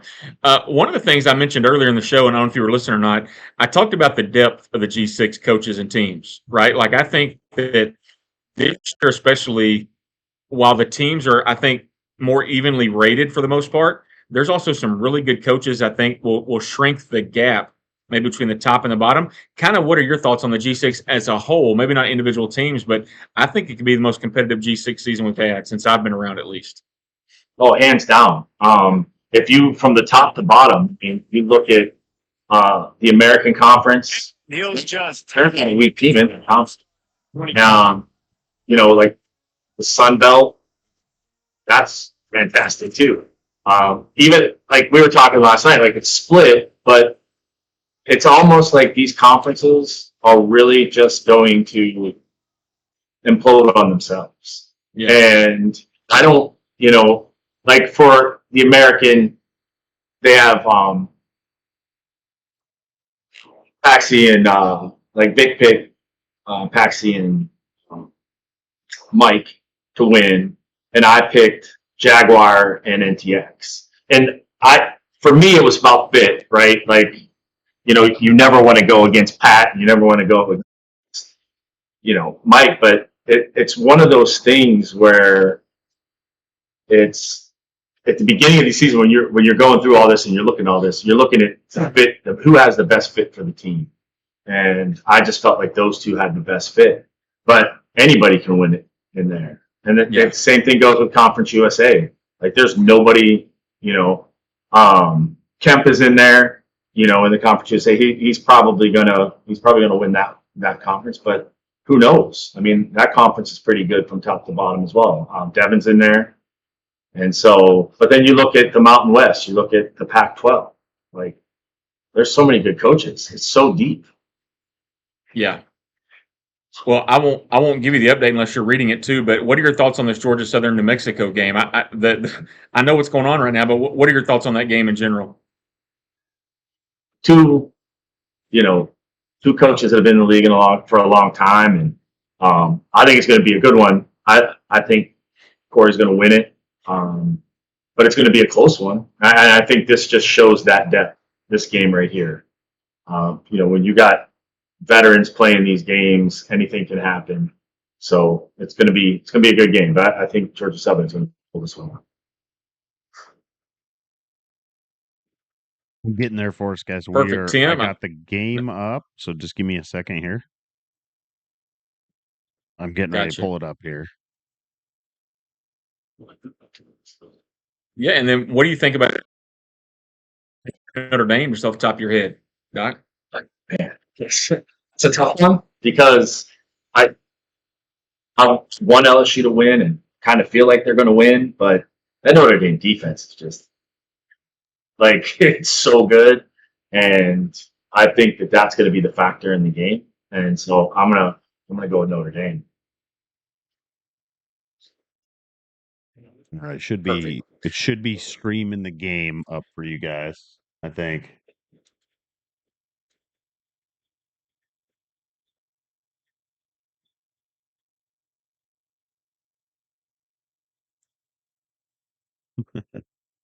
I don't think it's going to let me show it in Twitch. I think when I try to show it in Twitch, it stops. Yeah. So when I try to share it in Twitch, it stops. You guys will have to pull it up on the multi-stream yourself. Gotcha. Well, and just, man, how about the fact that we got Corey up 14-0 real quick in that game? Georgia Southern. We kind of thought Corey was the team to pick there, but man, he jumped out to a real quick lead. And then what'd they say? Penguin scored the first play of the game, right? Yep. Yeah. Yeah, it's loading up here. Just taking a couple seconds here. I changed it down to 2 games instead of 3 up on the screen. There you go. I think I can actually share it with you guys now so you can see what I'm showing here. And how nice There you go. all the change on the website. The multi-stream is great. Yeah. Yeah, he just kind of had to walk me through that, how to select the teams up at the top. You can click multi-stream, and then it takes you to a different window, Right. and then you can pick 1, 2, 3, or 4, and then you can select the 4 games you want. Like so, we could watch Beefy Cup games, but we can actually watch ourselves. We're up there on the NDL GameDay Live, so if we wanted to watch ourselves, we could do that.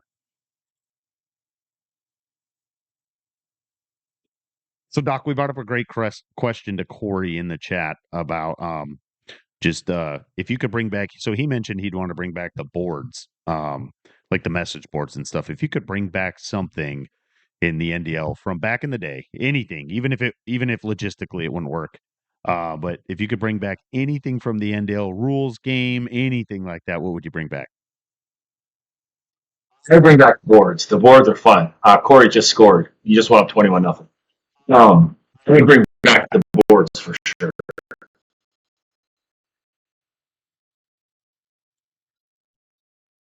Yeah, the boards are a lot of fun. I mean, boards just were always different.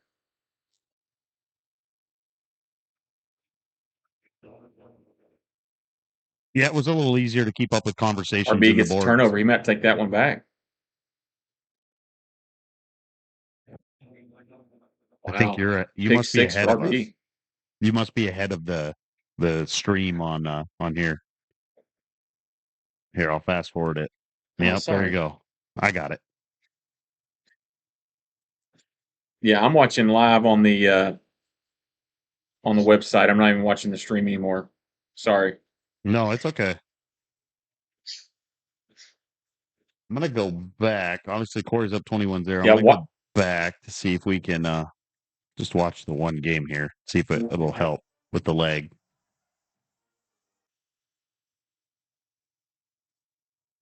Well, you got to remember too, it's on YouTube, right? So you got to drag that. You got to catch it up for you. Yeah. Well, it's spinning too. Yeah, I got you.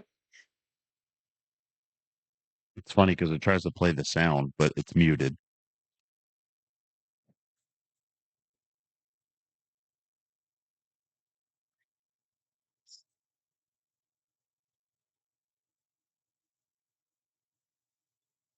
We're just getting the You know, we were talking spinning about light the of Georgia death. Southern defense. The Tigers sending out their offense, ready to get this The drive. Georgia Southern defensive line is I mean, it's 21-0 game, right? But just as you watch it, they're We've had some early scores. pretty They got dominant at run game. trailing by a field Yeah. goal 10-7. So many great players across the country. LSU has the pick of I just went to YouTube, see if that'll work better.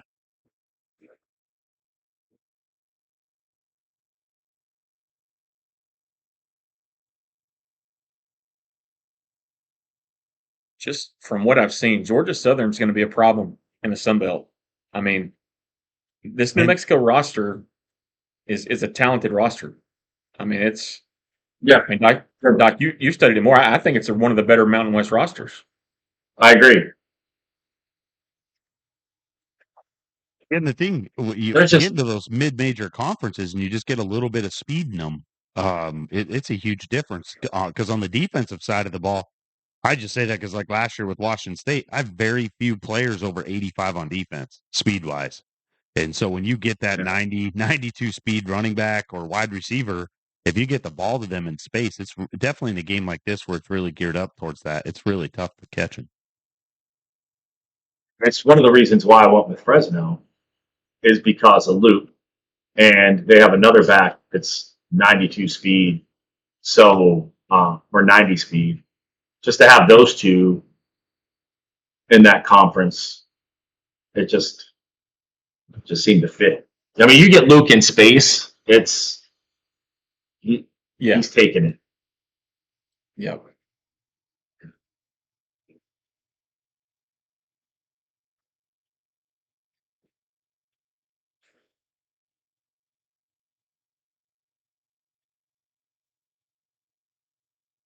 This is going to be a heck of a game.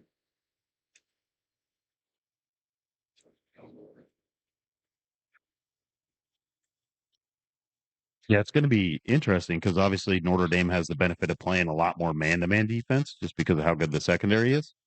And you're probably going to see a little bit more zone out of, I would think, a little bit more zone probably from LSU. That's one of the biggest differences I see in the game. Obviously, I pass the ball a ton. Is, man, if you drift or get out of the pocket, drop too deep or get out of the pocket, they really close in on you in this year's game.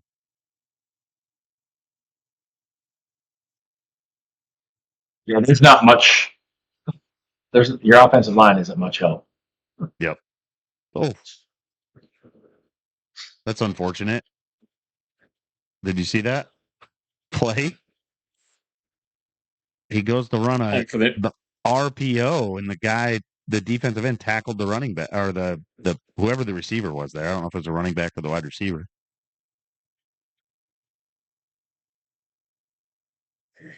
That's pretty good Corey, or a pretty good quarter for Corey right there, right? I mean,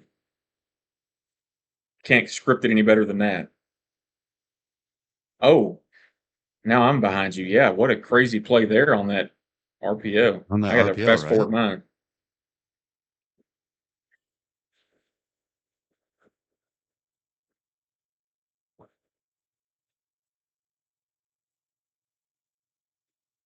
Yeah, Jared, I haven't seen that play. I haven't played a bunch, but I wonder if you get the same result every time on that play because the DN. I wonder if the AI thinks that DN that running back is running it initially because he full on just blasted that running back, and it's like a fake run pass to the running back. It's kind of weird. Yeah, but just in general, right? In this version of the game, we're getting way more pass interference calls than we ever did in the last one. Yep. It still blows my mind though that you can throw the ball over the middle of the field and the linebackers can stop the wide receivers from running their routes. Like with the animations, if they just stand in the way, the guy will just stand there and run a place.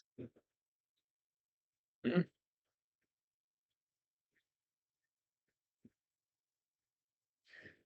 My son's this is knocking on my door.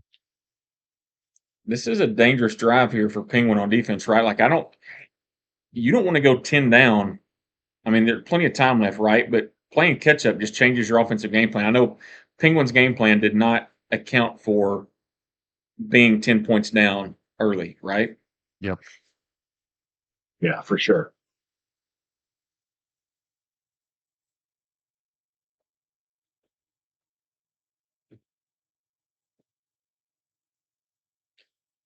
Nice run. And just from what we see, right? Like it looks like the home field advantage piece is not really a factor right now either. If you score again, that goes away.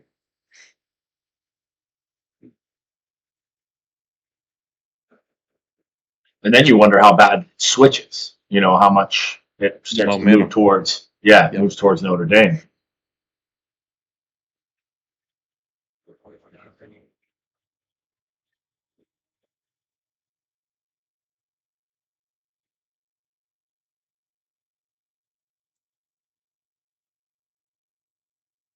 Outlaw trying to make a little move here. By the way, I know we're just watching the one, but trying to get that run game going to get him back in it down 21-0.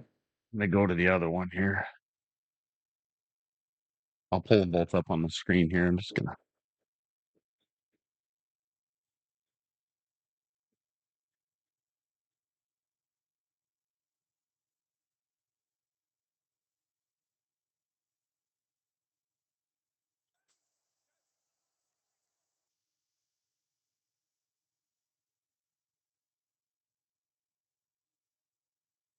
Ooh. Yeah, Notre Dame.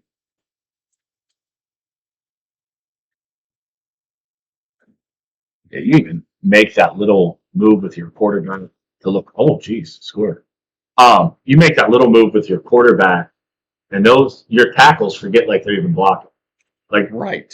Yeah, you can't even be outside of the box.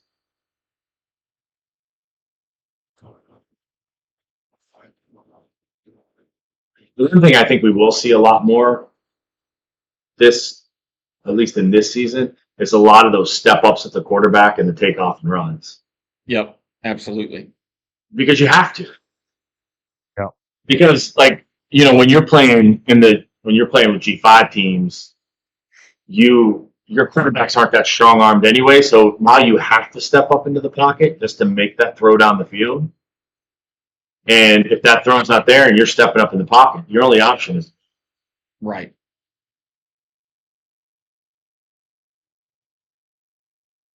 And that's the one thing that I hope, on coaches' report, people see. Obviously, you're not just going to run up the middle and go, but if somebody runs with their quarterback a lot up the middle, it's not because they want to; it's probably because they have to. And I mean, Yeah, I agree with you. The game's kind of evolved too. I mean, there's several defenses and adjustments that you can select to take into account a running quarterback, right? And I mean, or it's not like it's the NFL. Probably 50% of the college offenses are geared around a running quarterback as opposed to, and then this video game, it's even more evident when you have arm strength really is a difference, right? And so when a quarterback can only throw the ball 40 yards down the field, they have to utilize that speed that they have in the game as a runner. Absolutely.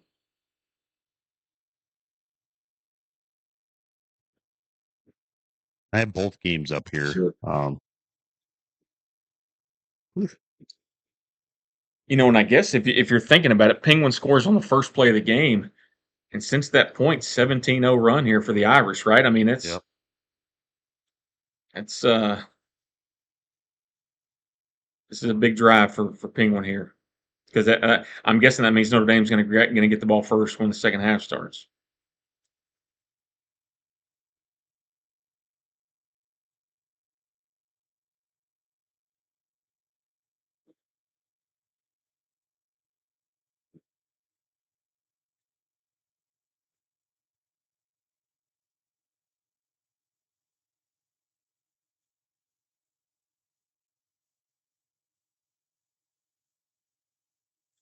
Yeah, RB's doing a good job of slowing down that run game, right? Just from what we've seen, like that speed of LSU has not been able to get to the corner, and I Both mean, of both of his running Penguin backs are said, yellow right now.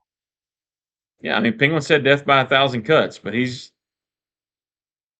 he's going to stick to it, right? Yep.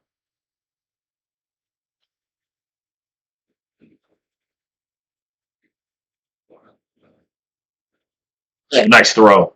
Oh,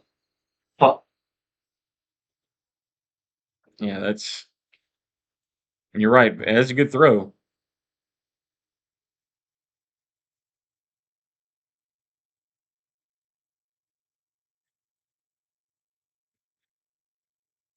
that hurts not to get something on the board there. Yeah, it's pretty concerning, especially if he goes down, RB goes down and scores, gets any kind of points at all. Yeah.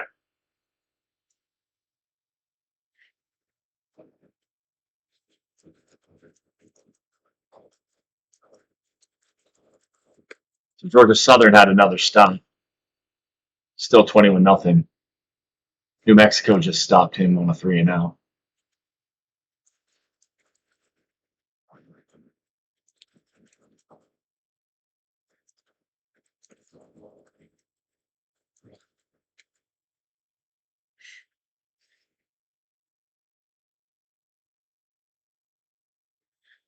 Yeah, Outlaw needs to get some points here. He's only got 29 yards of offense and 3 turnovers. That's how you get down 21-0, right? I mean, that's Yeah.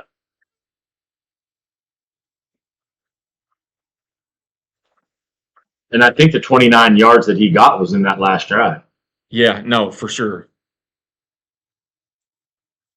Oh man, have you guys ran so like most of my games have just been my offline my dynasty game league. But like you go to run hurry up and you don't know that you pick one of those weird motion formations where everybody moves and does anything. Have you ever done that in hurry up? Where it, like messes everything up? Because you don't have time, right? No, Like you have like 30 seconds and you're trying to drive, and then next thing you know, all your guys are shifting around. yeah, no, not necessarily that situation, but yeah, there's a lot of things like that. You don't or maybe the play clock's running down and you can't do anything about it.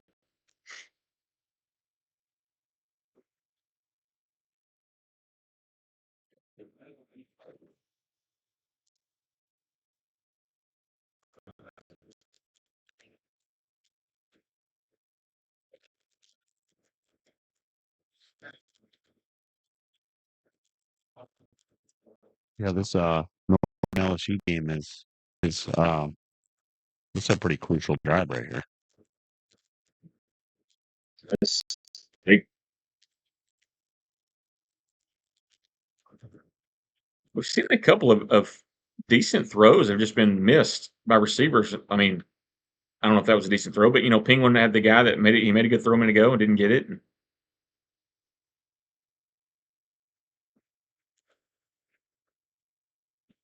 RB's success has been on the ground. I mean, for sure. Which is, if you'd have told me that before, I'd have been shocked by that. Closed out of I'm gonna try Mexico's moving the edge. ball a little bit. Yeah, he has a couple good drives that's gotten stalled and he's had to punt. He's kind of slowed Corey down lately. Yeah. Yeah, he's on Corey's 32 right now.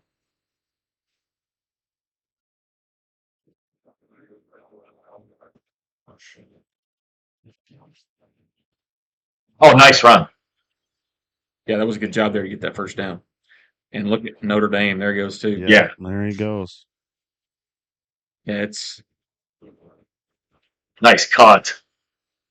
getting nasty in Baton Rouge. And Penguin's going to have to score because if Notre Dame gets the ball first in the second half, he could put the dagger in, right? I mean, this is Yeah. somewhere phony smiling, right? They only got to pick Notre Dame here.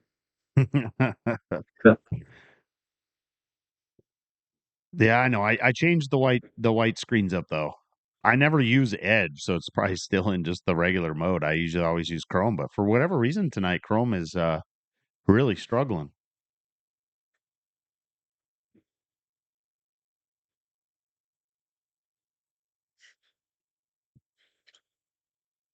Yeah, Matt says in the chat NTX that Notre Dame came to play, and for all the talking that was going on and all the other stuff, like he had a plan and he stuck to it, right? And he's 24 straight.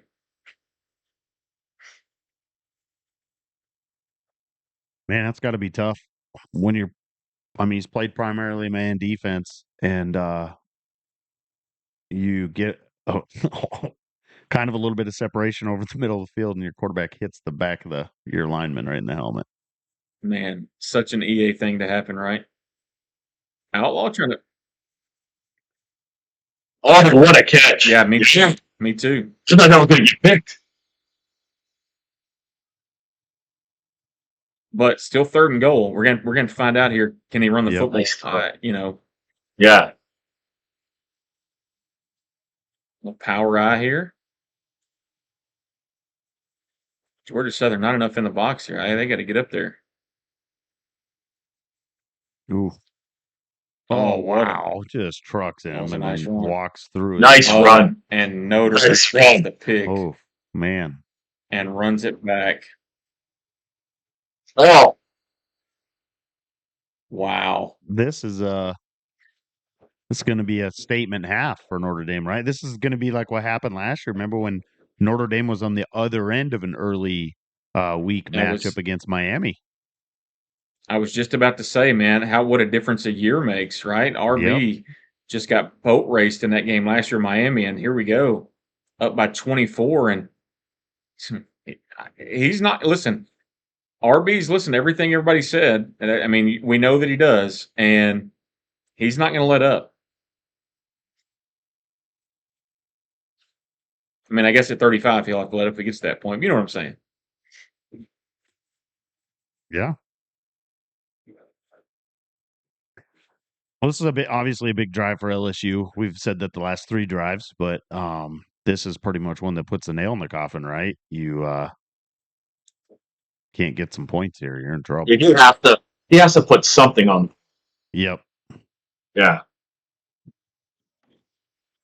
There's got to go something. Whether it's 3, 7, something's got to come on board. Well, it just becomes a numbers game, right? Like number of possessions are going to be a big deal in the second half because Notre Dame's run the football so well.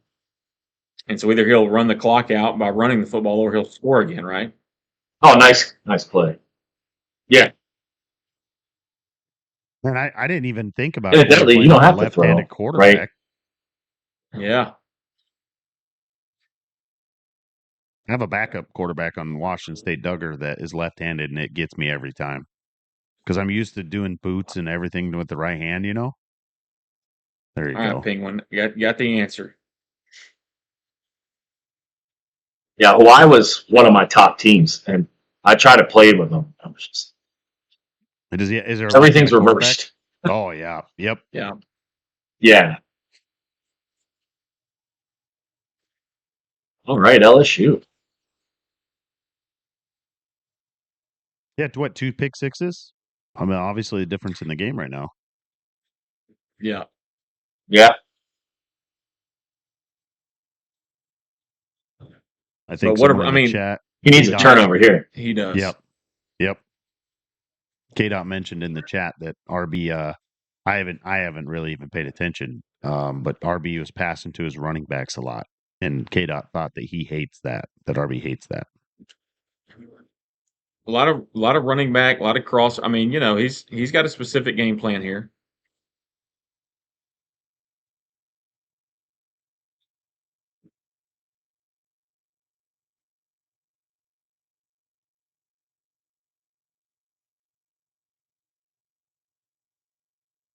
I think if you have a running back though that is fast and you can get him in space, I don't think you're using him wrong by throwing him to him. As long as as long as it's not every play and things that you know what I mean. But if he has 7 receptions, he's just as good as a wide receiver. Well, and think about how hard it is to use her in this game, right? Like the top end guys can use her defend, but like if you get me one-on-one and I'm a defender trying to tackle you, I'm not going to, right? So why not get your best athlete out there in the space?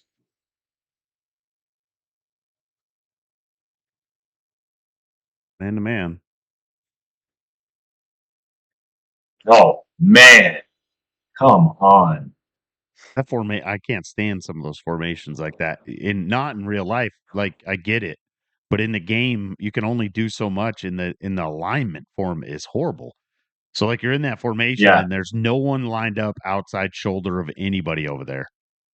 You know what I mean? And you're going to use that field as leverage in Yeah. real life, and someone's going to line up outside to force that route inside. back inside, yeah. Yeah, and so like the monster But it's formations that too. downfield blocking. Oh yeah, it's crazy.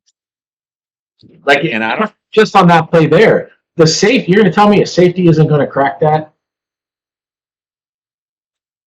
Like, my money's on a safety to get past one of those wide receivers. For sure. I also don't want to throw any fuel on the fire, but did you see RB hurtle into the end zone when he got there? Little move into the end zone. Just throwing it out there. Oh, get going. We're going to see like 6 scores here. We got Georgia Southern trying to score here. No timeouts. He's not going to Halftime. score. No Ouch. timeouts. Yeah. I mean, that's big for New Mexico if they get the ball back. I didn't see who got the ball first, so. Didn't Corey But score that stop right there. Yeah. So Corey kicked off to start the game. Yeah. Man, that makes that last drive. He needed to get some points there because now New Mexico down making a 1-score game, right? I mean, it's same thing. Outlaw's got all the momentum right now. I mean,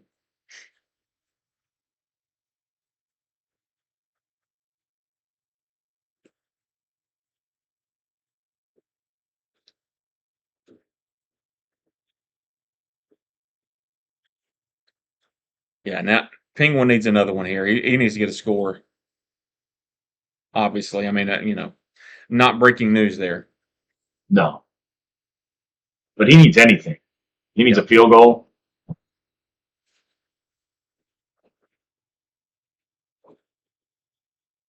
No. Hmm. And just being honest, because the number of possessions and how RB's move the football, I might chase the points there and go try to make it a 2-score game again. Yeah.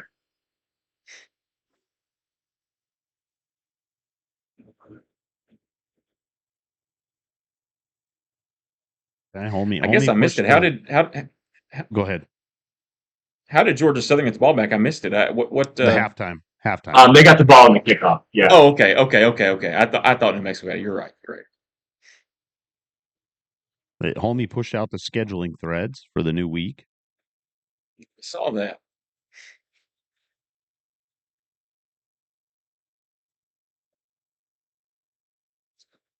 Let's see. Oh, he's gonna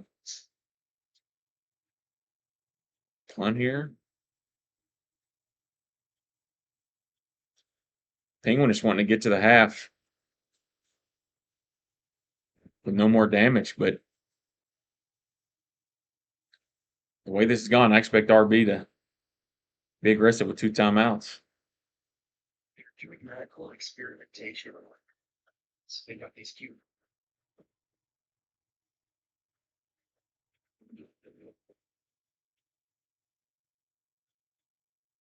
Oh, wow. Wow.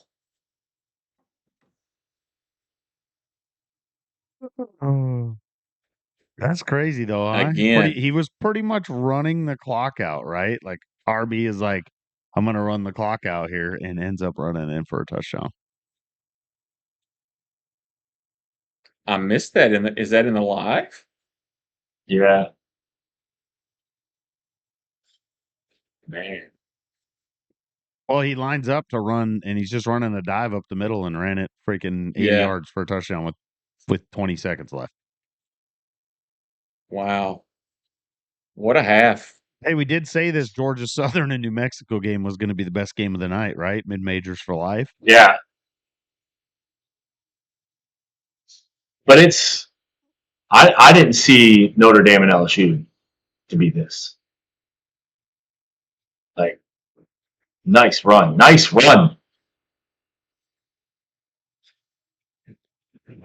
Yeah, so Hubbard, what kind of second half I mean, does LSU do you just kind of run the ball and try to get out of the game, or I mean, are you trying to not make it a 30-point game, right? Obviously, because when the voters look at this score, you don't want it to look that bad.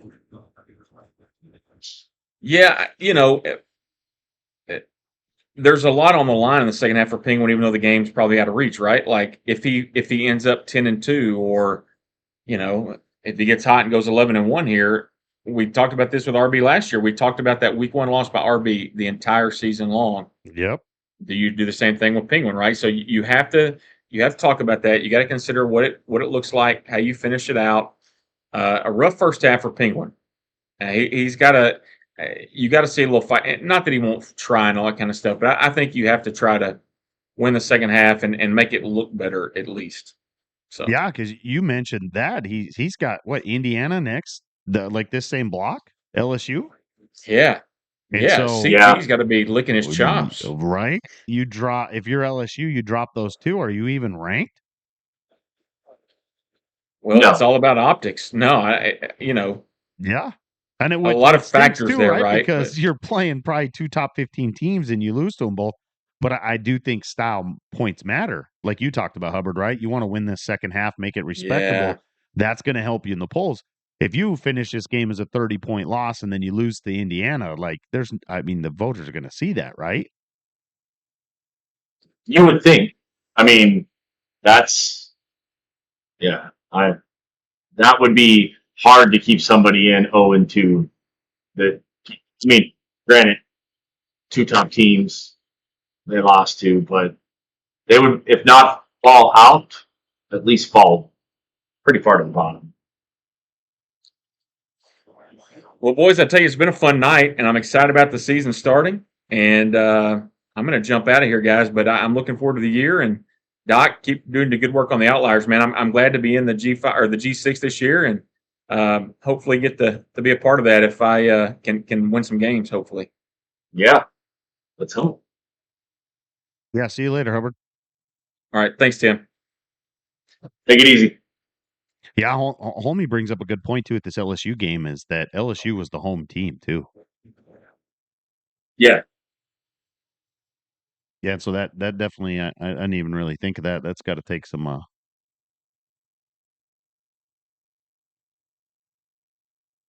And I think that matters too, right? Like you lost at home by 30. Yeah. Oh, definitely. And maybe I'm crazy to think that, but I just think like if you lose at home and you lose by 30 or whatever the score ends up, man, that's oof. Yeah, I don't think that's That's bad rough. thinking.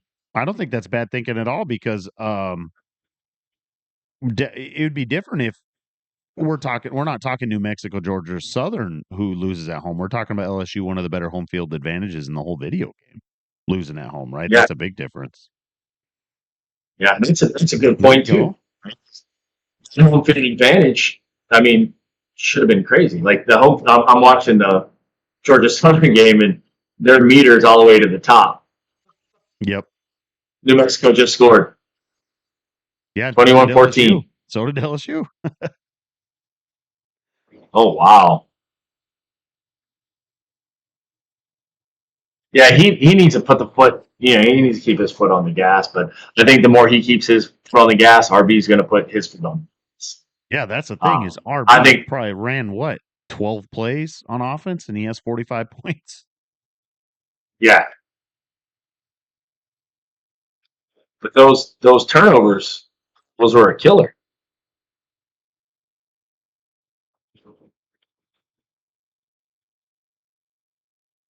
And when you look back at this game, you're gonna look at those turnovers, and I mean that's what, 14 points. Yep. It was 17, right? Because he ended up getting a field goal off of one of those turnovers. I think so. Yep. Yeah. Yeah, and I mean, look at the difference in the game. Notre Dame's passing game, 245 yards, 3 touchdowns, and no interceptions. Obviously, Notre Dame hasn't turned the ball over. I think he's punted twice, which you wouldn't be able to tell from the score, right? You'd think Notre Dame hasn't punted once. Right.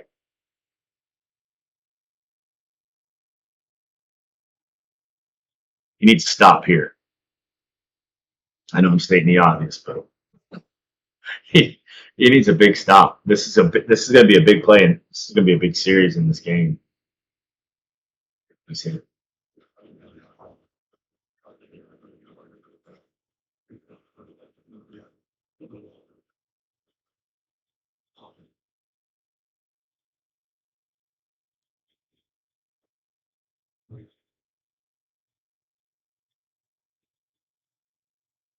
And you wonder how that touchdown is going to affect these drives going forward. Yep. And you wonder, obviously, RB still passing the ball, feeling good rhythm and stuff. But you wonder really, like when you're Notre Dame, is when you just close down and say, "Hey, I'm just minimizing my room for error." Right? I mean, that's the only way LSU's getting back in. I think is if Notre Dame was turning the ball over or making a mistake, which obviously can happen pretty easily in the passing game. Yeah, I don't know if he takes his foot off the gas until that happens, or it becomes close to 35. Mm-hmm. Because I think last year is probably playing a little bit in his mind on this one, losing that first game. Now he gets to go into this game, make a statement, and he doesn't have that first loss that he has to build on. Now he has to win the bit.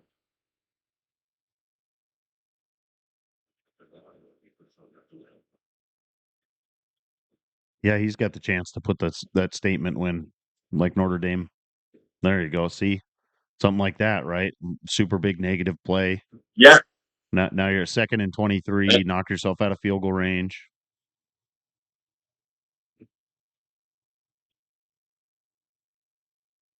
And he was just on the shoulder of the tackle too, and that defensive end just made his move and got the quarterback.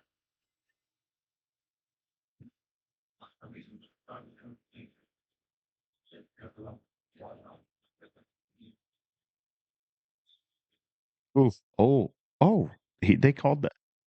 That was a pick. It didn't even reverse the kick. Oh, I would challenge. I mean, it looked like a clean pick, but it didn't reverse the camera angle or anything. It just looked like it was an incomplete pass.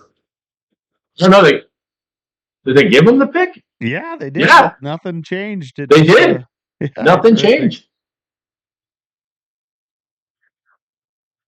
That was huge. Yep. Now he needs to score. Yep. I mean, it obviously changes the whole game.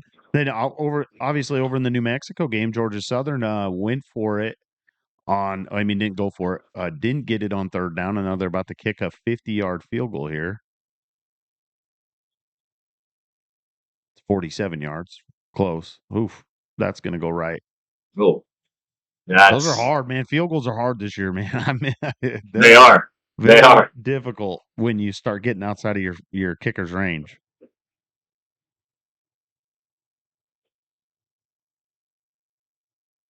I kind of want to watch both of these. So 3rd and inches. Obviously this is big. Probably a pretty tough team to stop 3rd and inches when you spread them out. Yeah.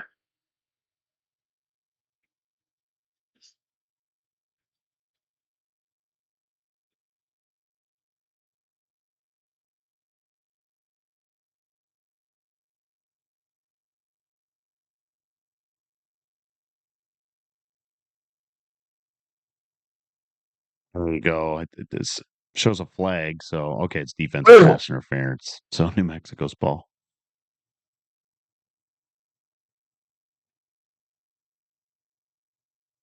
What a throw! I can't believe dropped that. Yeah, the LSU that on the in route. Yeah. Yep. That was a great throw.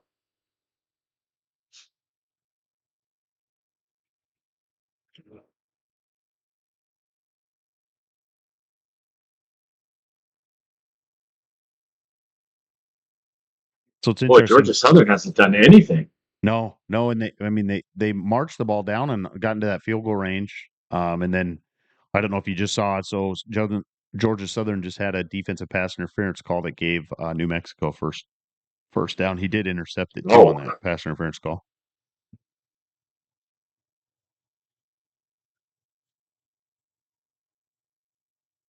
pretty smart play there because I mean I'm thinking you're in 2-down territory. You've got to go for it here. Yep. All right, good call.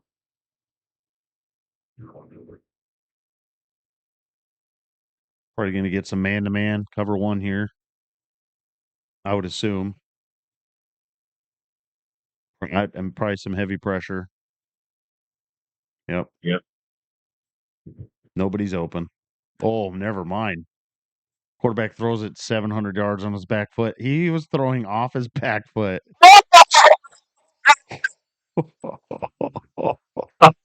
Wow.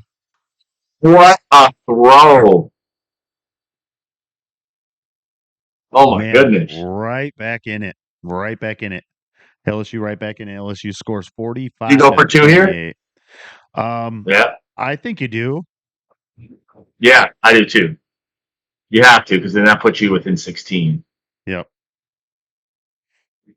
Yeah, and if you don't get it, I mean, you're still, man, Notre Dame's getting a lot of pressure.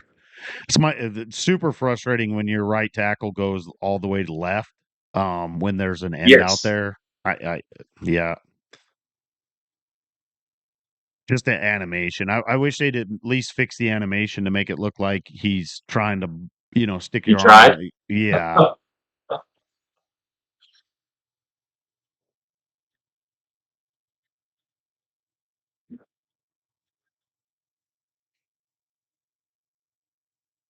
Got 18. He needs another turnover. What's crazy is that quarterback, Sam, just threw that ball like 65 yards on his back foot. Like I can step up in the pocket with my quarterback and he cannot throw the ball further than 40 yards, or it's a jump ball every time. Yep. Same. Sam's probably got like a 95 throw power though compared to I think my quarterback is like an 81 throw power. Like I bet my punter could probably throw the ball. He could kick the ball way further than my guy can throw it. That's for sure. Well, Outlaw's driving here. 5:44 left.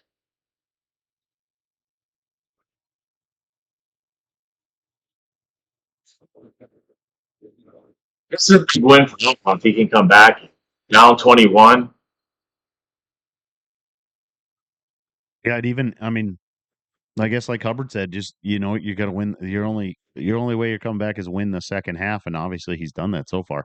But now if you're Notre Dame, are you feeling a little bit of pressure? I think you are. Yeah, 3rd and 11 here, like a draw or screen, because the last thing you want to do is give any more momentum to LSU, right? You've played pretty good on defense. Turn the ball over. Here comes a sack. No efforts. Yep.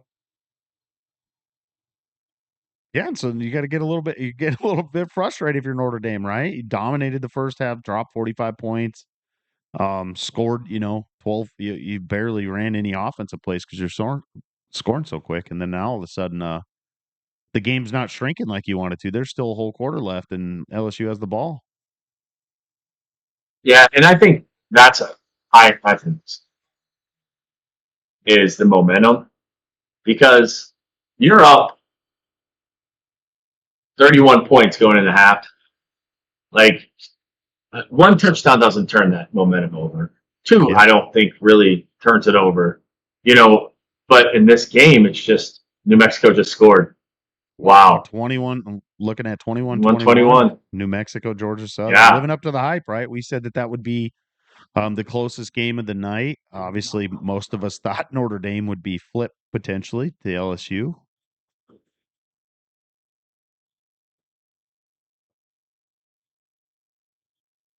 I wanted LSU to win this game, but Notre Dame's defense is so good, and it would be hard to bet against them, against most teams. Yep.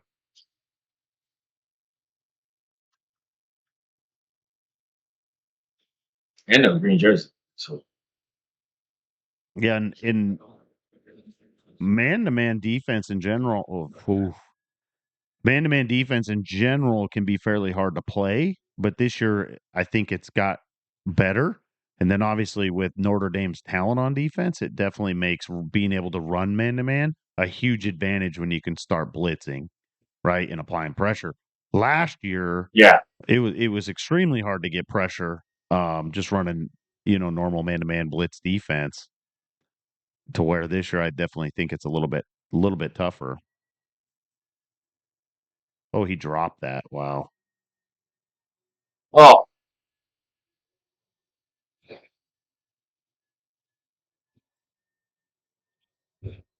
another key play.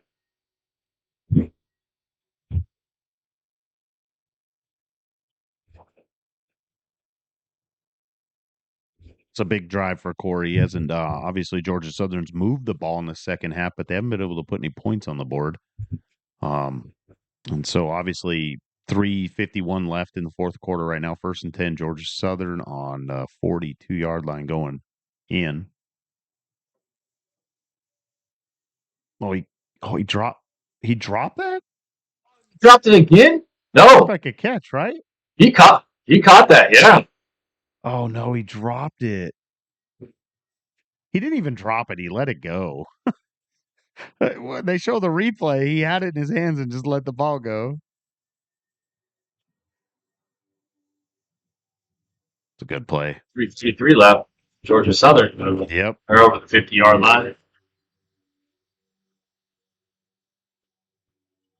Yeah, and obviously it's interesting if you're Georgia Southern, you've already missed a field goal right now. So obviously you've got to be thinking touchdown. They just scored. Nice move. Nice move. Might have gave up a little bit of time. Yep, 60.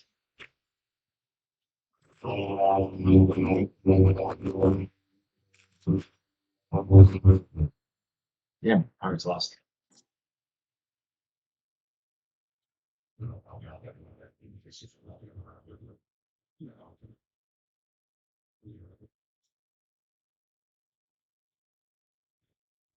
Yeah, the Mariners Dodgers are on right now, bottom of the first right now. Mariners got a couple runners on.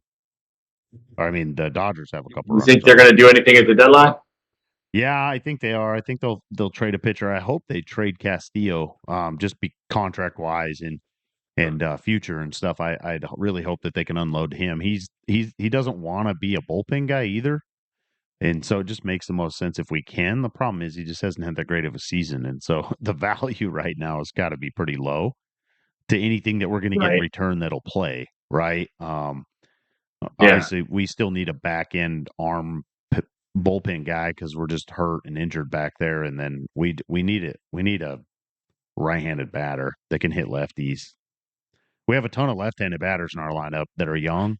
We just don't have a really solid right-handed hitter other than Julio that can hit left-handed hitters. Yeah.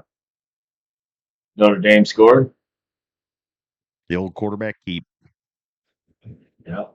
Be interesting right here. 3 minutes to go, 2nd and 10. The New Mexico game.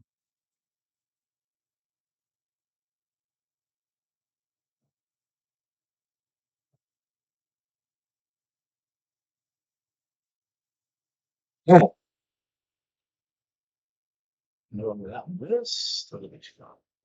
Yeah, I don't doubt that we come in third. I mean, I wouldn't doubt it. The Mariners. I mean, Yeah. that last series, someone in the chat said that the last series that we just had against the Rangers didn't go as planned, right? We went on that little stretch, but man, baseball's so interesting because obviously teams that have talent and that are young, sometimes an injury or two can kind of tweak the whole lineup or your bullpen or the back of the bullpen. And I mean, we see it every year in baseball. Every year in the second half of the season, a team gets hot and wins 20 out of 25 games. Every year it happens. And so that's what's interesting is that's all it takes. Definitely when you're close, right? Like the AL West this year is bad compared to years past. Horrible.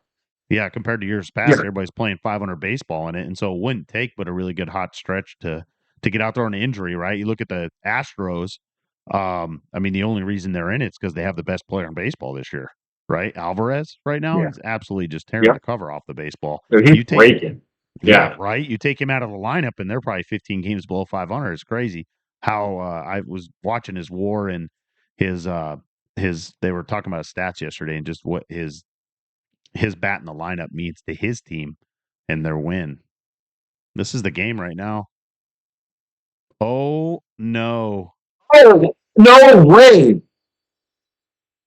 Oh, well, what a throw. A catch. The old jump ball catch for an extra 30 yards. I mean, Yeah. that's half that quarterback's passing yards in one play. Yeah, it's like the Pirates, right? You know, we've been out without O'Neal Cruz. We've been out Connor Griffin. Our bullpen is taking a hit hard. You know, they went out and got some help, but not the help that we need.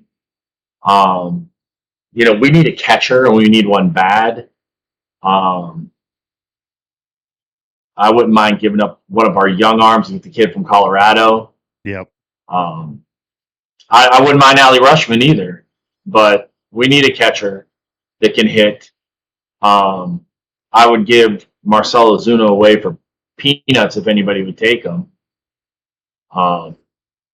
He hurts us by not having a legit DH because he can't, because O'Hearn is playing first. What's first baseman Spencer? Played at the Blue Jays. Why is his name skipping me?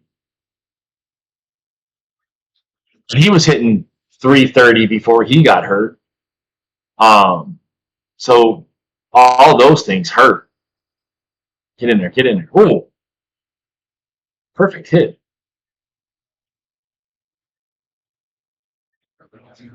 Yeah, this New Mexico game, Georgia Southern game is going down to the bell. So if you're New Mexico right now, right, you were the underdog. Everybody picked against you.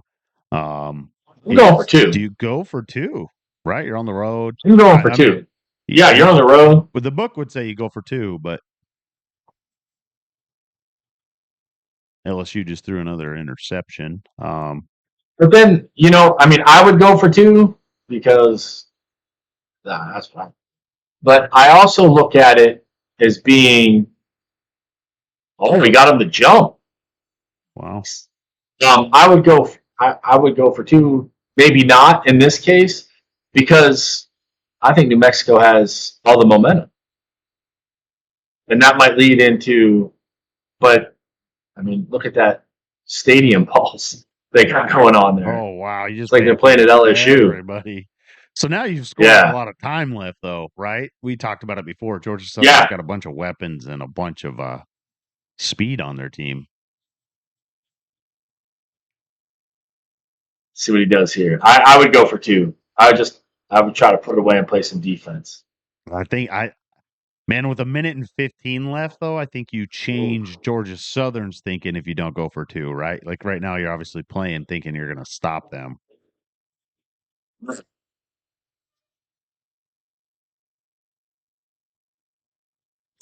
Georgia Southern also shows that they can, you know, they can get that one hit play. Yeah, I mean, this will be interesting.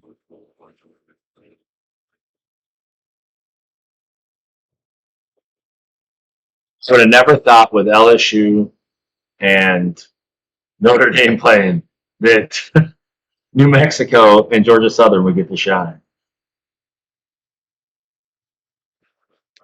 Throw up this Georgia game probably on Georgia Southern game on big screen. I'll just go full screen here, most likely if they hit overtime here. Trying to hit that seam right now.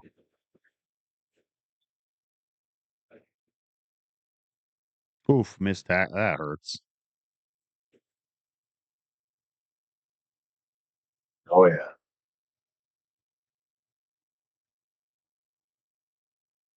What's he playing so well with left-handed quarterback? You got to tip your hat for that. Yeah, he did say he's been playing. He's made it a point to play more. Oof. This season. Those ones always scare me, like the defensive line interceptions. Yeah. Just coming out of nowhere, throwing his hands up in the air and running into the end zone with the ball. It bounces off like three people, and then the guy picks it off.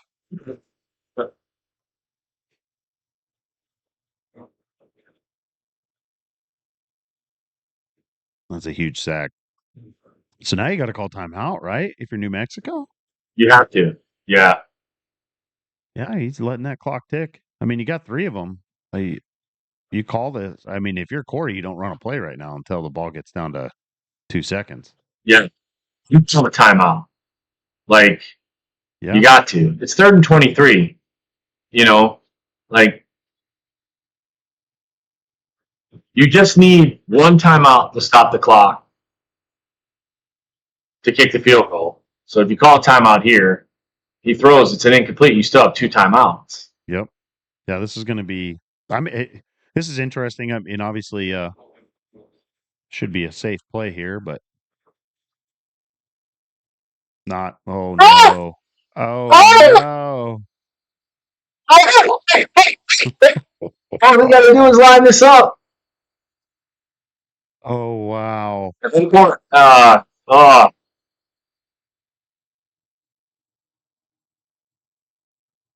Oh, man. What a nice pick, Outlaw. Nice pick. What a game. When that crowd's shaking, that camera's going to go nuts. This is going to be interesting, too. Yeah, he's definitely getting to the middle of the field. Do you see that? He's Yeah. making sure he's Yep. right up in the middle there. And Georgia Southern's got a timeout to ice them.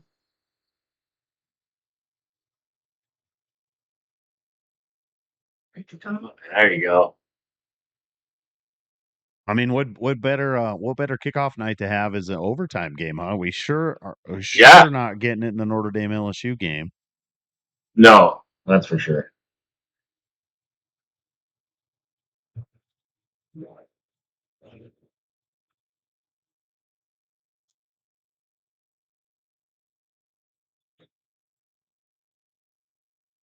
There it is. Wow, what a game, Outlaw and Corey. Oh, great game, guys. There's still time. Great One game. second. But man, Yeah. talk about a tale of halves, right? Hubbard mentioned that LSU needs to Yeah. win the second half. New Mexico won the second half. Corey dominated that first half. Yeah. Well, are we gonna here comes the This is shell wedge. squib kick here. Right? I Yeah. kick this thing out of bounds. Pitch it. Absolutely. Oh, he doesn't have anyone to pitch to. The guy the guy behind him took off in front of him. That's unfortunate. Great game. Oh my gosh. What a game.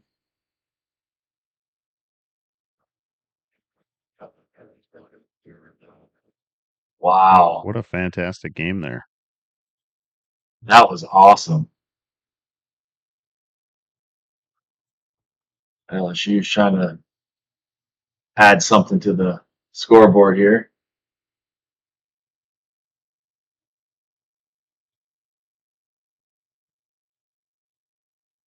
Now, do you put up points here,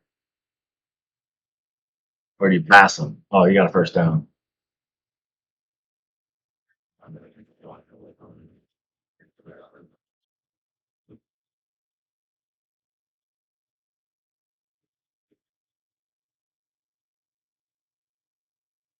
Oof.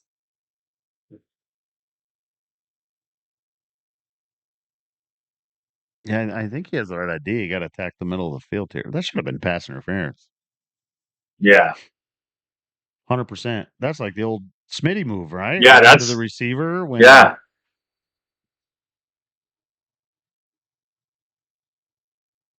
Well, that's not passing.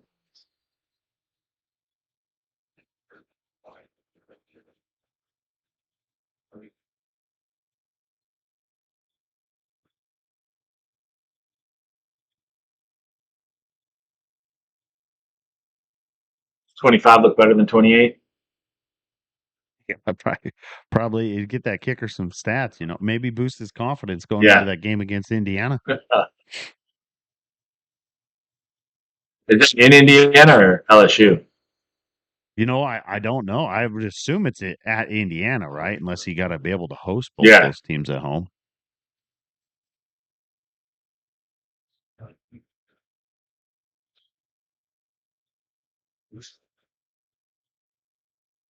Well, here we go. There you go. Call that timeout.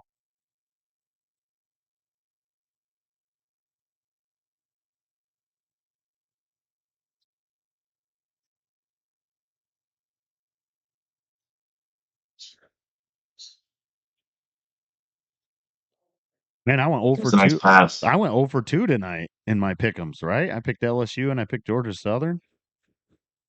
Yeah. Everybody lost. The Georgia Southern one. Triangle. Outlaw showed us all up.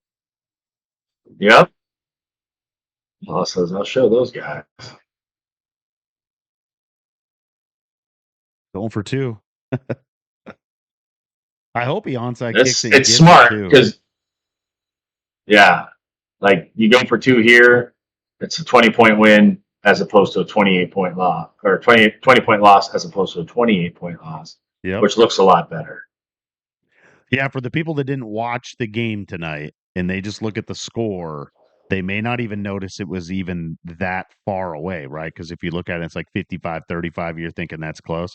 Obviously, anybody that was watching the game tonight knows that Notre Dame was pretty much in control the whole game. It got down to a 17-point game at the beginning of the fourth, but I mean, it really wasn't even that close for the most part here. What I was surprised to see is the stats. Like they're pretty even. Yeah, Notre the Dame had turnovers. 40 more rushing yards. Yeah, the turnovers was pretty much the nail in the coffin here. Well, man, Yeah, Doc, sure. it's been a pleasure, man. Really enjoyed Yeah, hanging out with you good tonight. time. Yeah, if you guys didn't know, there is a new episode of The Outliers. It's up on Spotify, YouTube, and Twitch right now. You can listen to Doc and Vic. I think they had Coach Neal on there as well, talking about everything mid-major.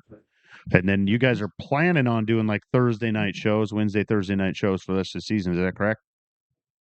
Yeah, 30 minutes. Yeah, we did last night because I work for Dairy Queen and we had Miracle Treat Day today, so I have to be at work all day for that. So I had to do that. So that's why we couldn't do it tonight.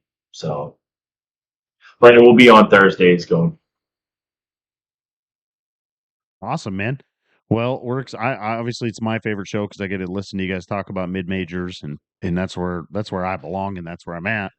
And so, really appreciate all you guys listening tonight for the NDL kickoff. And man, get your game in, stream them, let everybody know what's going on. I appreciate it, Doc. Yeah, take it easy. Thanks.